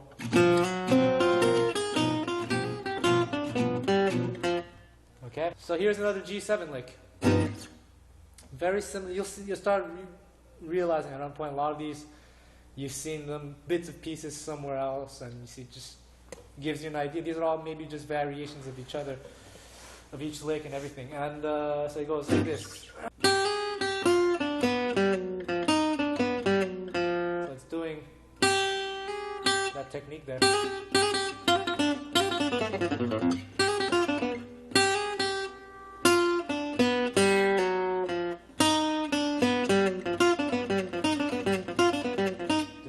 Repeating. Okay, let's try it over G7. 1, 2, 3, 4.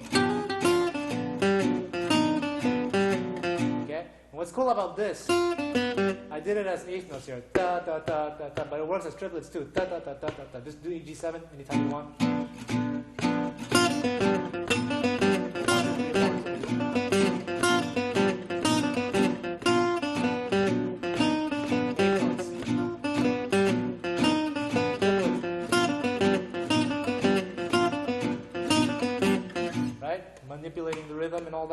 Give it a shot. So I think now by now you're kind of fed up with all these minor and E7 licks and all that stuff.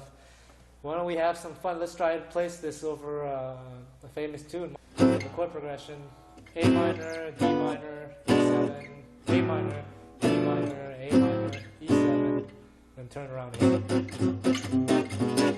I'm just going to be placing a whole bunch of these licks. I might not play them necessarily exactly the way I showed you. I might mess around a little bit. And of course, this is still not 100% improvisation. It's still like placing puzzle pieces and all that, but it's already a start, right? And you'll see, just doing this can be, although it's quite mechanical, not necessarily the most musical thing out there, but it's something that can be still fairly enjoyable. 1, a 2, a 1, 2, 3, 4.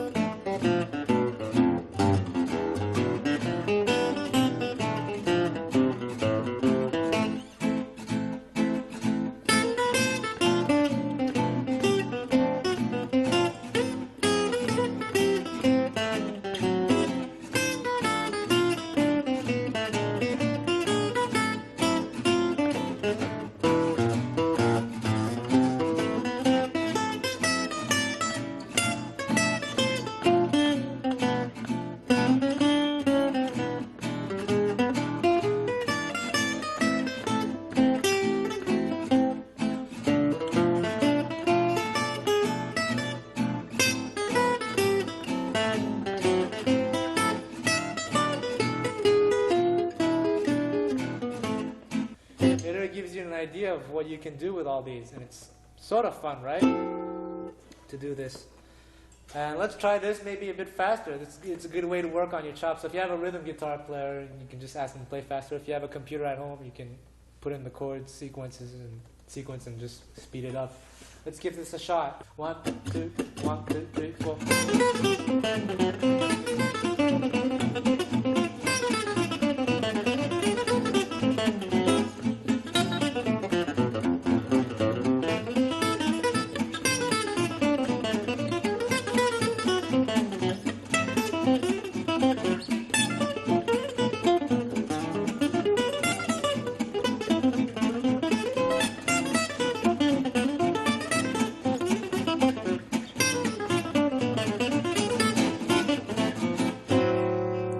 So you notice that on both solos, at one point at the end of each section, at the turnaround, I would do this kind of phrase. Right? Stuff like.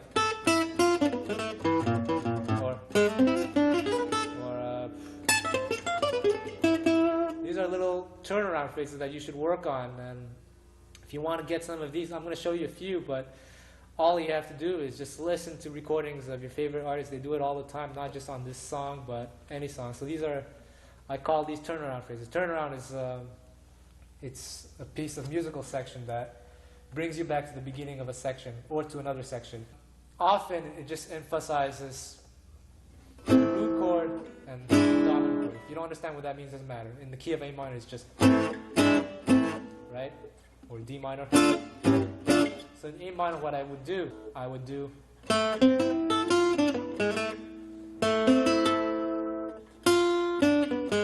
just A minor and a sort of E7 kind of thing.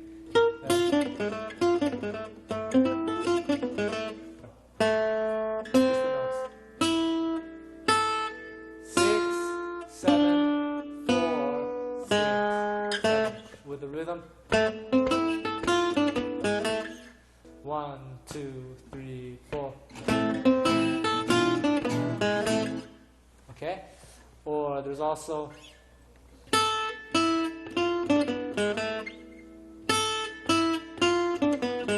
one, 2, 3, 4. One more time. 1, 2, 3, 4. Okay, so here Eric is following me as far as the harmonies that I'm playing. Just most of the time, the rhythm section will do. What he did was most of the time they would do. It doesn't matter if it doesn't line up perfectly, right? The turnaround, it's just the concept of turnaround that matters. the fact that you do something to announce that we're beginning a new section. Here's another one.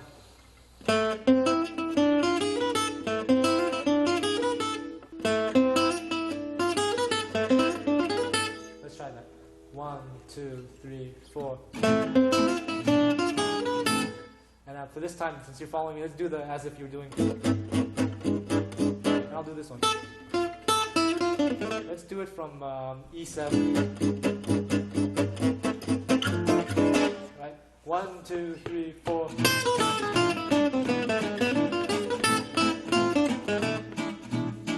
And here's the thing you can do, like, to bring you back to the 1.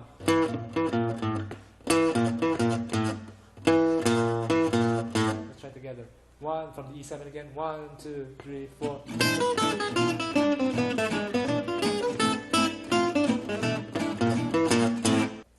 What I like to look at now, we've been looking at minor chords, and we've been looking at 7th chords as well, especially 7th chords that go to minor chords.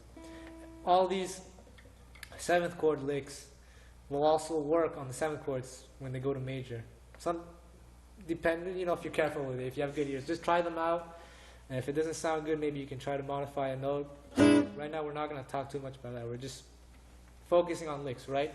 I like to look at major licks now. So far, I said this before, but I've been slowing down a lot for you guys just to show you all these things. But by now, I hope you guys understand where I'm coming from. Use the pause and rewind feature on this DVD. And most DVD players, you can even slow them down, right, to half the speed and keep the sound. So I'm going to go at a faster pace. If you can figure these out without having to pause too much or rewind too much and slow them down, then you know you're on the right track. So let's look at a C major chord. Here's one lick. Here's the position I'm looking at. Either this one or this one. Okay.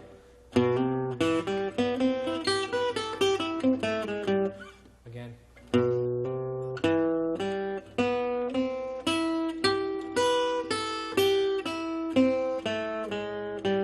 Even slower.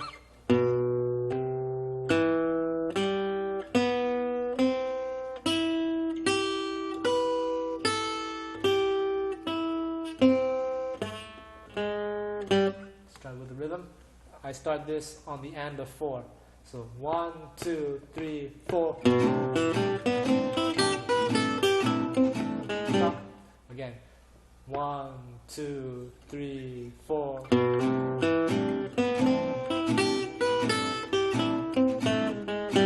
Okay.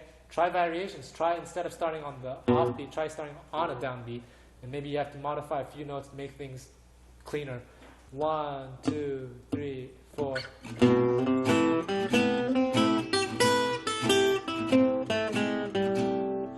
So yeah, just mess around with it. Here's a few variations. I don't need your help. I just see, just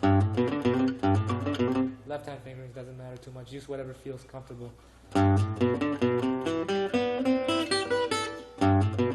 Here's another one. Just different variations. Another C major lick. This one goes like this, pretty easy.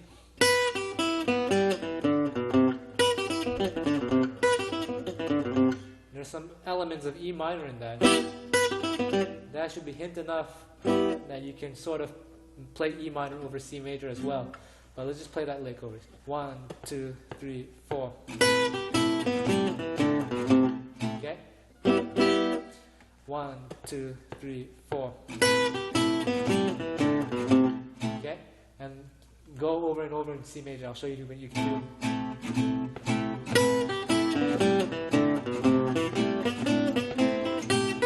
You see? I mixed both of them. And remember that A minor lick we looked at earlier? What you can do is down, up, down, down. So you can get that accent on the strong beat. From this point on, just do down, up, down, up, down, up, down, up. Just normal alternate picking. Let's do, it works over a G chord among others. G, D7, generally anything that sort of resembles a G chord or in the key of G. 1, 2, 1, 2, 3. Okay, I just did the down, up, down, up, down variation. Let's do down, up, down. The other one where it reverts to alternate picking. 1, 2, 1, 2, 3.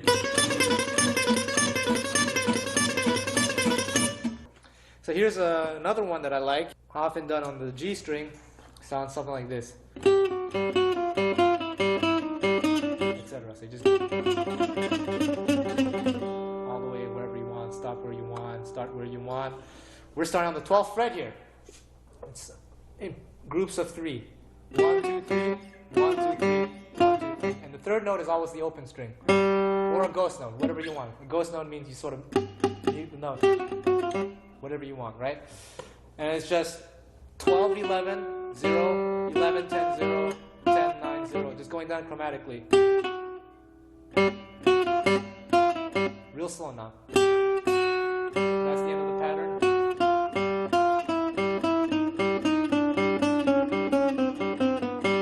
Okay? So just down, up, down, down, up, down, down, up, down.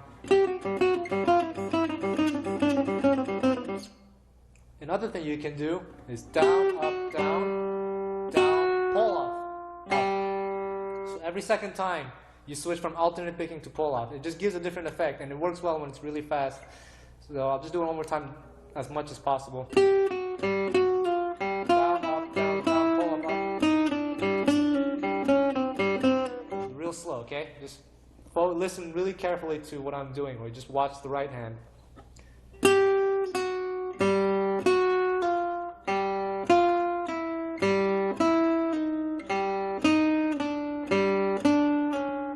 Every second time I'm using pull-offs. And it works best when it's really fast. Okay? Another thing that works well, if it's really, really lightning fast, or it depends on how you want to accent things. You can also just do plain alternate picking. Just down, up, down, up, down, up, down, up. Okay? One thing that Django often did is this pattern.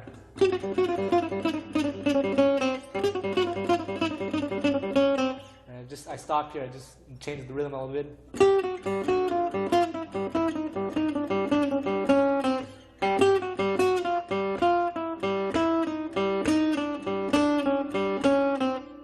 Okay?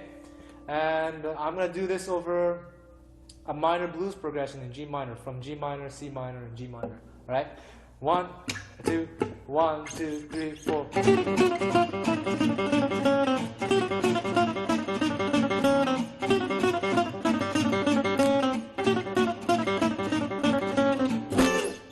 Try over different chords, you know. You can also do it over a G7, you know. Just play a G7.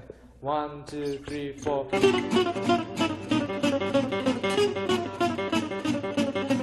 Right? I sort of messed it up a little bit, but you know, try on different strings, try different starting positions. This next one is another famous Django device, and well, I'll just give you an example of what you can do with it. I'll just play it here.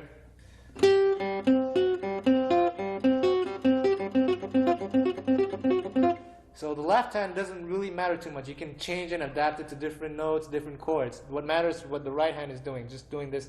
It's involving the D and G strings, right? Down, down, up, down, down, up.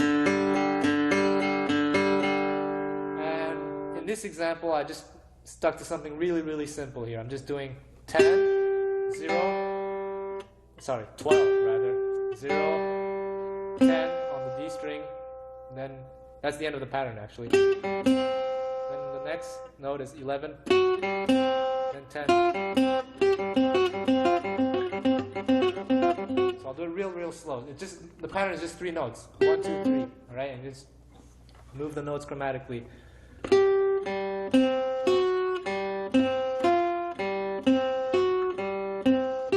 I'll do it even slower. All right.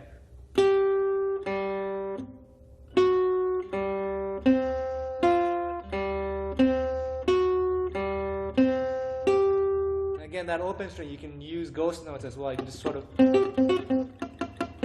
find a way with the left hand to mute the G string, right? The open string. It's a pattern in 3, just like most of them that we've seen so far, but it works really, really well when it's used as an 8th note. So 3 against 2. 3 would be 1, 1, 2, 3, 1, 2, 3, 1, 2, 3, 1, 2, 3. But as eighth notes, it would be 1, 2, 3, 1, 2, 3, 1, 2, 3, 1, 2, 3. Let's just try it over a C chord, right? As triplets first. 1, 1, a 2, a 1, 2, 3, 4.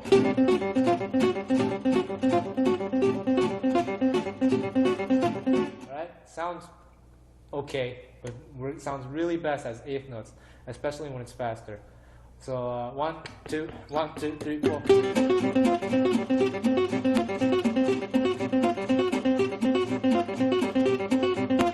Right? See that effect, this displacement effect. And that's something that Django often did. He would adapt, just modify certain notes to adapt to the chord. And you might have heard this before.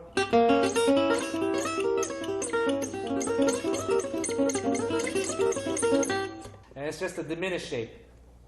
And you don't have to understand what that means, but just place your fingers like so. So ring finger on the 3rd fret of a high E string, index finger on the 2nd fret of the B string, middle finger on the 3rd fret of the G string. One more time. Boom, boom, boom. Okay?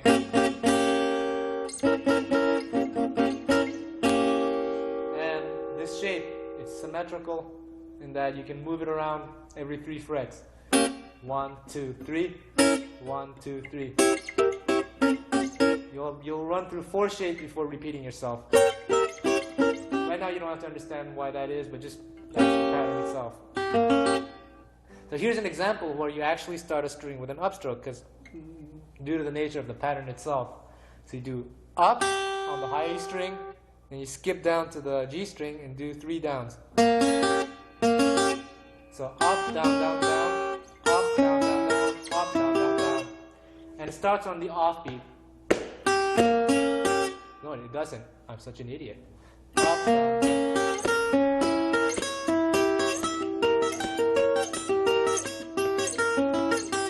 So it actually starts on the strong beat. This can work over so many different things. It can, the most obvious of which is like a C7 chord.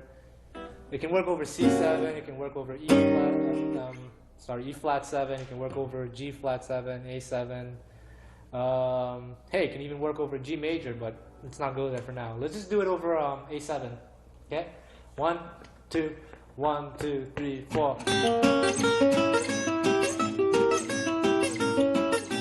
Keep going. What you want to avoid, keep going. What you want to avoid doing is this. A lot of people have trouble with this. Just keep it even. So you'll avoid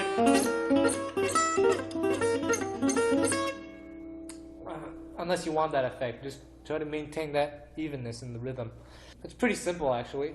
So it's fun to do. Alright, so this one focuses especially on that bouncing motion, and it's something that I picked up in the Netherlands. And it works over like a rhythm changes in D.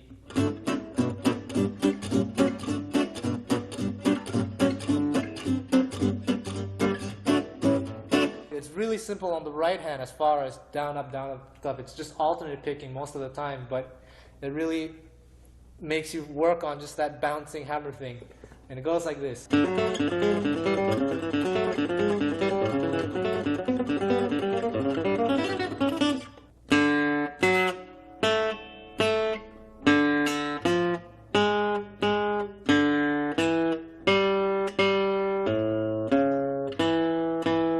So you do that twice. Then at this point, you do the same thing, the first part. Then you do this. Look at the fingerings. So 0, 4, 5, 5. That's D7. Then 0, 5, 4, 4. That's G. 0, 5, 3, 3. G minor. Then a big A7 arpeggio that goes like this. So it goes like this. Open string, 4th fret of the same string, 2nd fret of the next string, which is the D, 0 of G, 3 of G, 2 of B, 0 sorry, 3 of E, and second fret here, then on the B string, 2, 5, 3, that's the rhythm. Slow.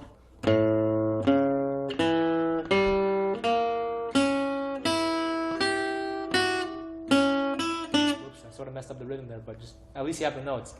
Picking wise, most of it is simple, just alternate picking, right? There's nothing complicated here. The only thing complicated is here, so. And it's not that complicated. So just down, up, down, down, up, down, down, up, down, down, up, down. It works over D, F diminished, E minor, A7. It can also work over the B minor. It can also work over D, D minor 7, E minor 7. But you know, we'll talk about rhythm changes eventually, and you'll see how all this works. Right. 1, 2, 1, 2, 3, 4.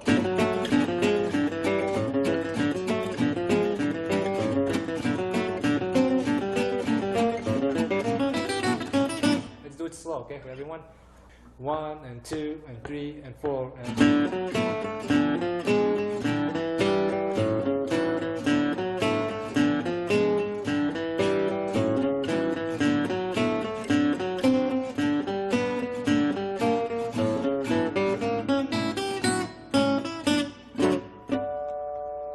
One, two, 1, 2, 3, 4.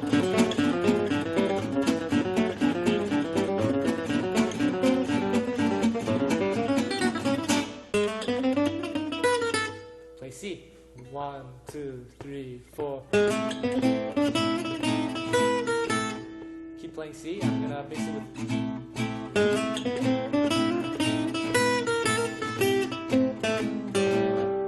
See, I mixed it with 1, 2, 3, 4.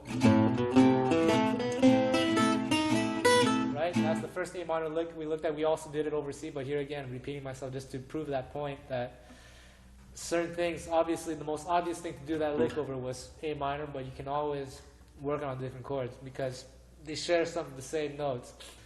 Another one over C that I like is goes like this.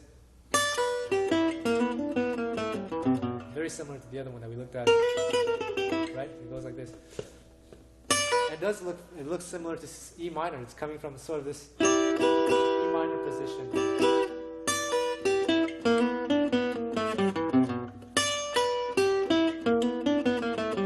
Slow.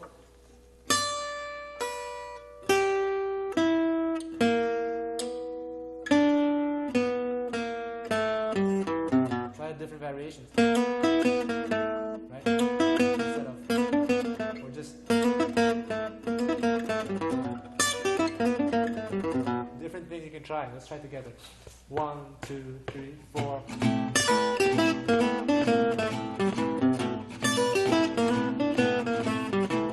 Right? So for that lick, so I'm sort of visualizing this C major position.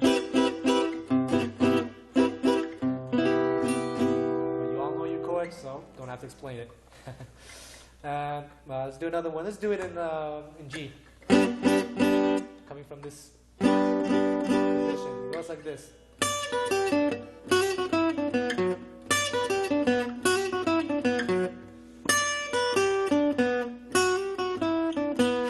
One last time, slow. Together. 1, 2, 3, 4. Again, 1, 2, 3, 4. Okay. And you can find variations again, just be creative. That slide, remember I said? And you know, again with that slide, you know.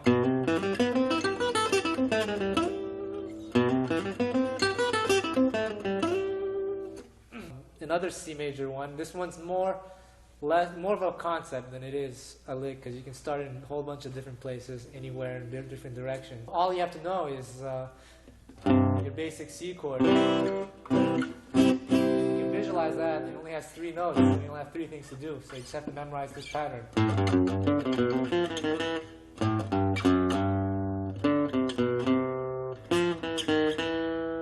saw, and then you can repeat the thing across the octaves. But I'll just show it to you slow.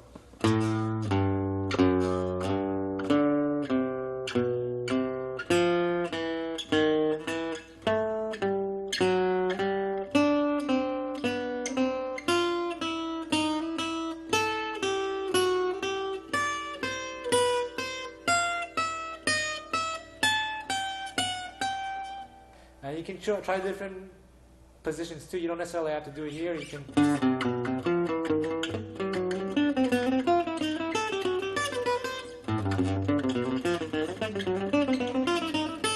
See?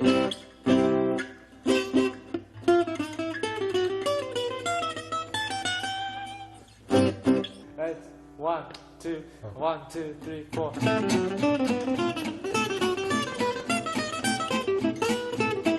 Let's do it again. 1, 2, 1, 2, 3, 4.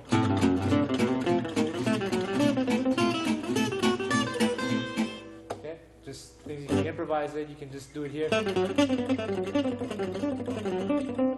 By now, you just realize.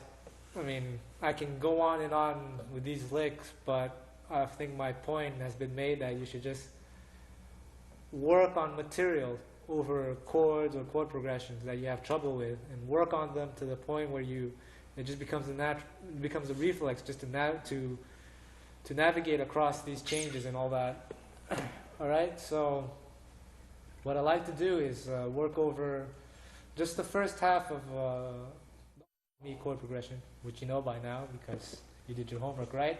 And I'll use a whole bunch of these licks. So just in case you forget, the first half would be C, 2 bars, E7, 2 bars, A7, 2 bars, D minor, 2 bars, E7, 2 bars, A minor, 2 bars, D7, 2 bars, and G7, 2 bars. Or whatever variations of these, doesn't matter, but that's the basic way to play it. So let's try it out. I'll improvise with using semi-improvised, plugging these licks over them. 1, 2, 1, 2, 3, 4.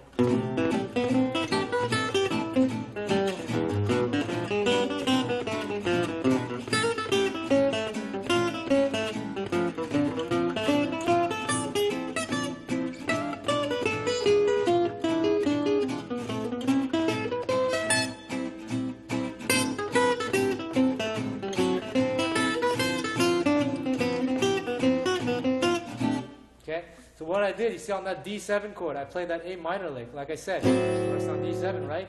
And on the G7, I did that D minor lick. So just things you can do just at home, just practice this slow with a slow backing track and work on every single lick. Try to use them as many different situations as possible. Then once you got that down, speed it up, work on your technique, on your rhythm and everything. Let's try it faster. 1, 2, 1, 2, 3, 4.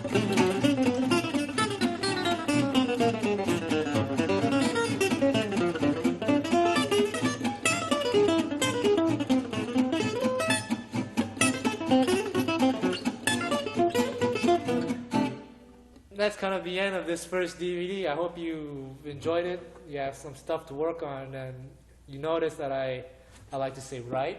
I like to make fun of Dino Boy, and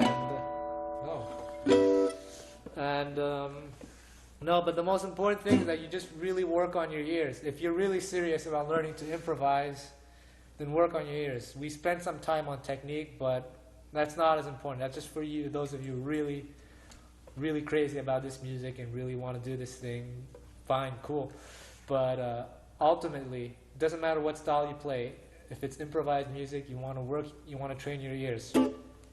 So, thanks a lot, thanks for watching, and I'll see you in volume 2, right? Thanks, right? Thank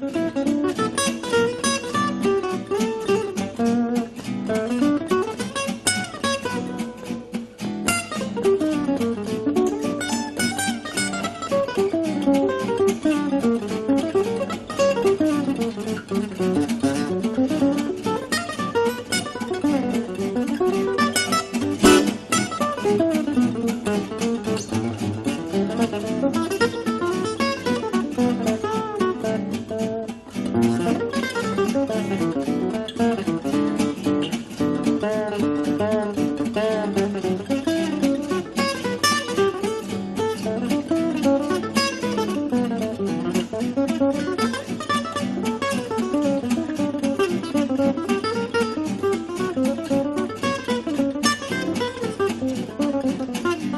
Thank you.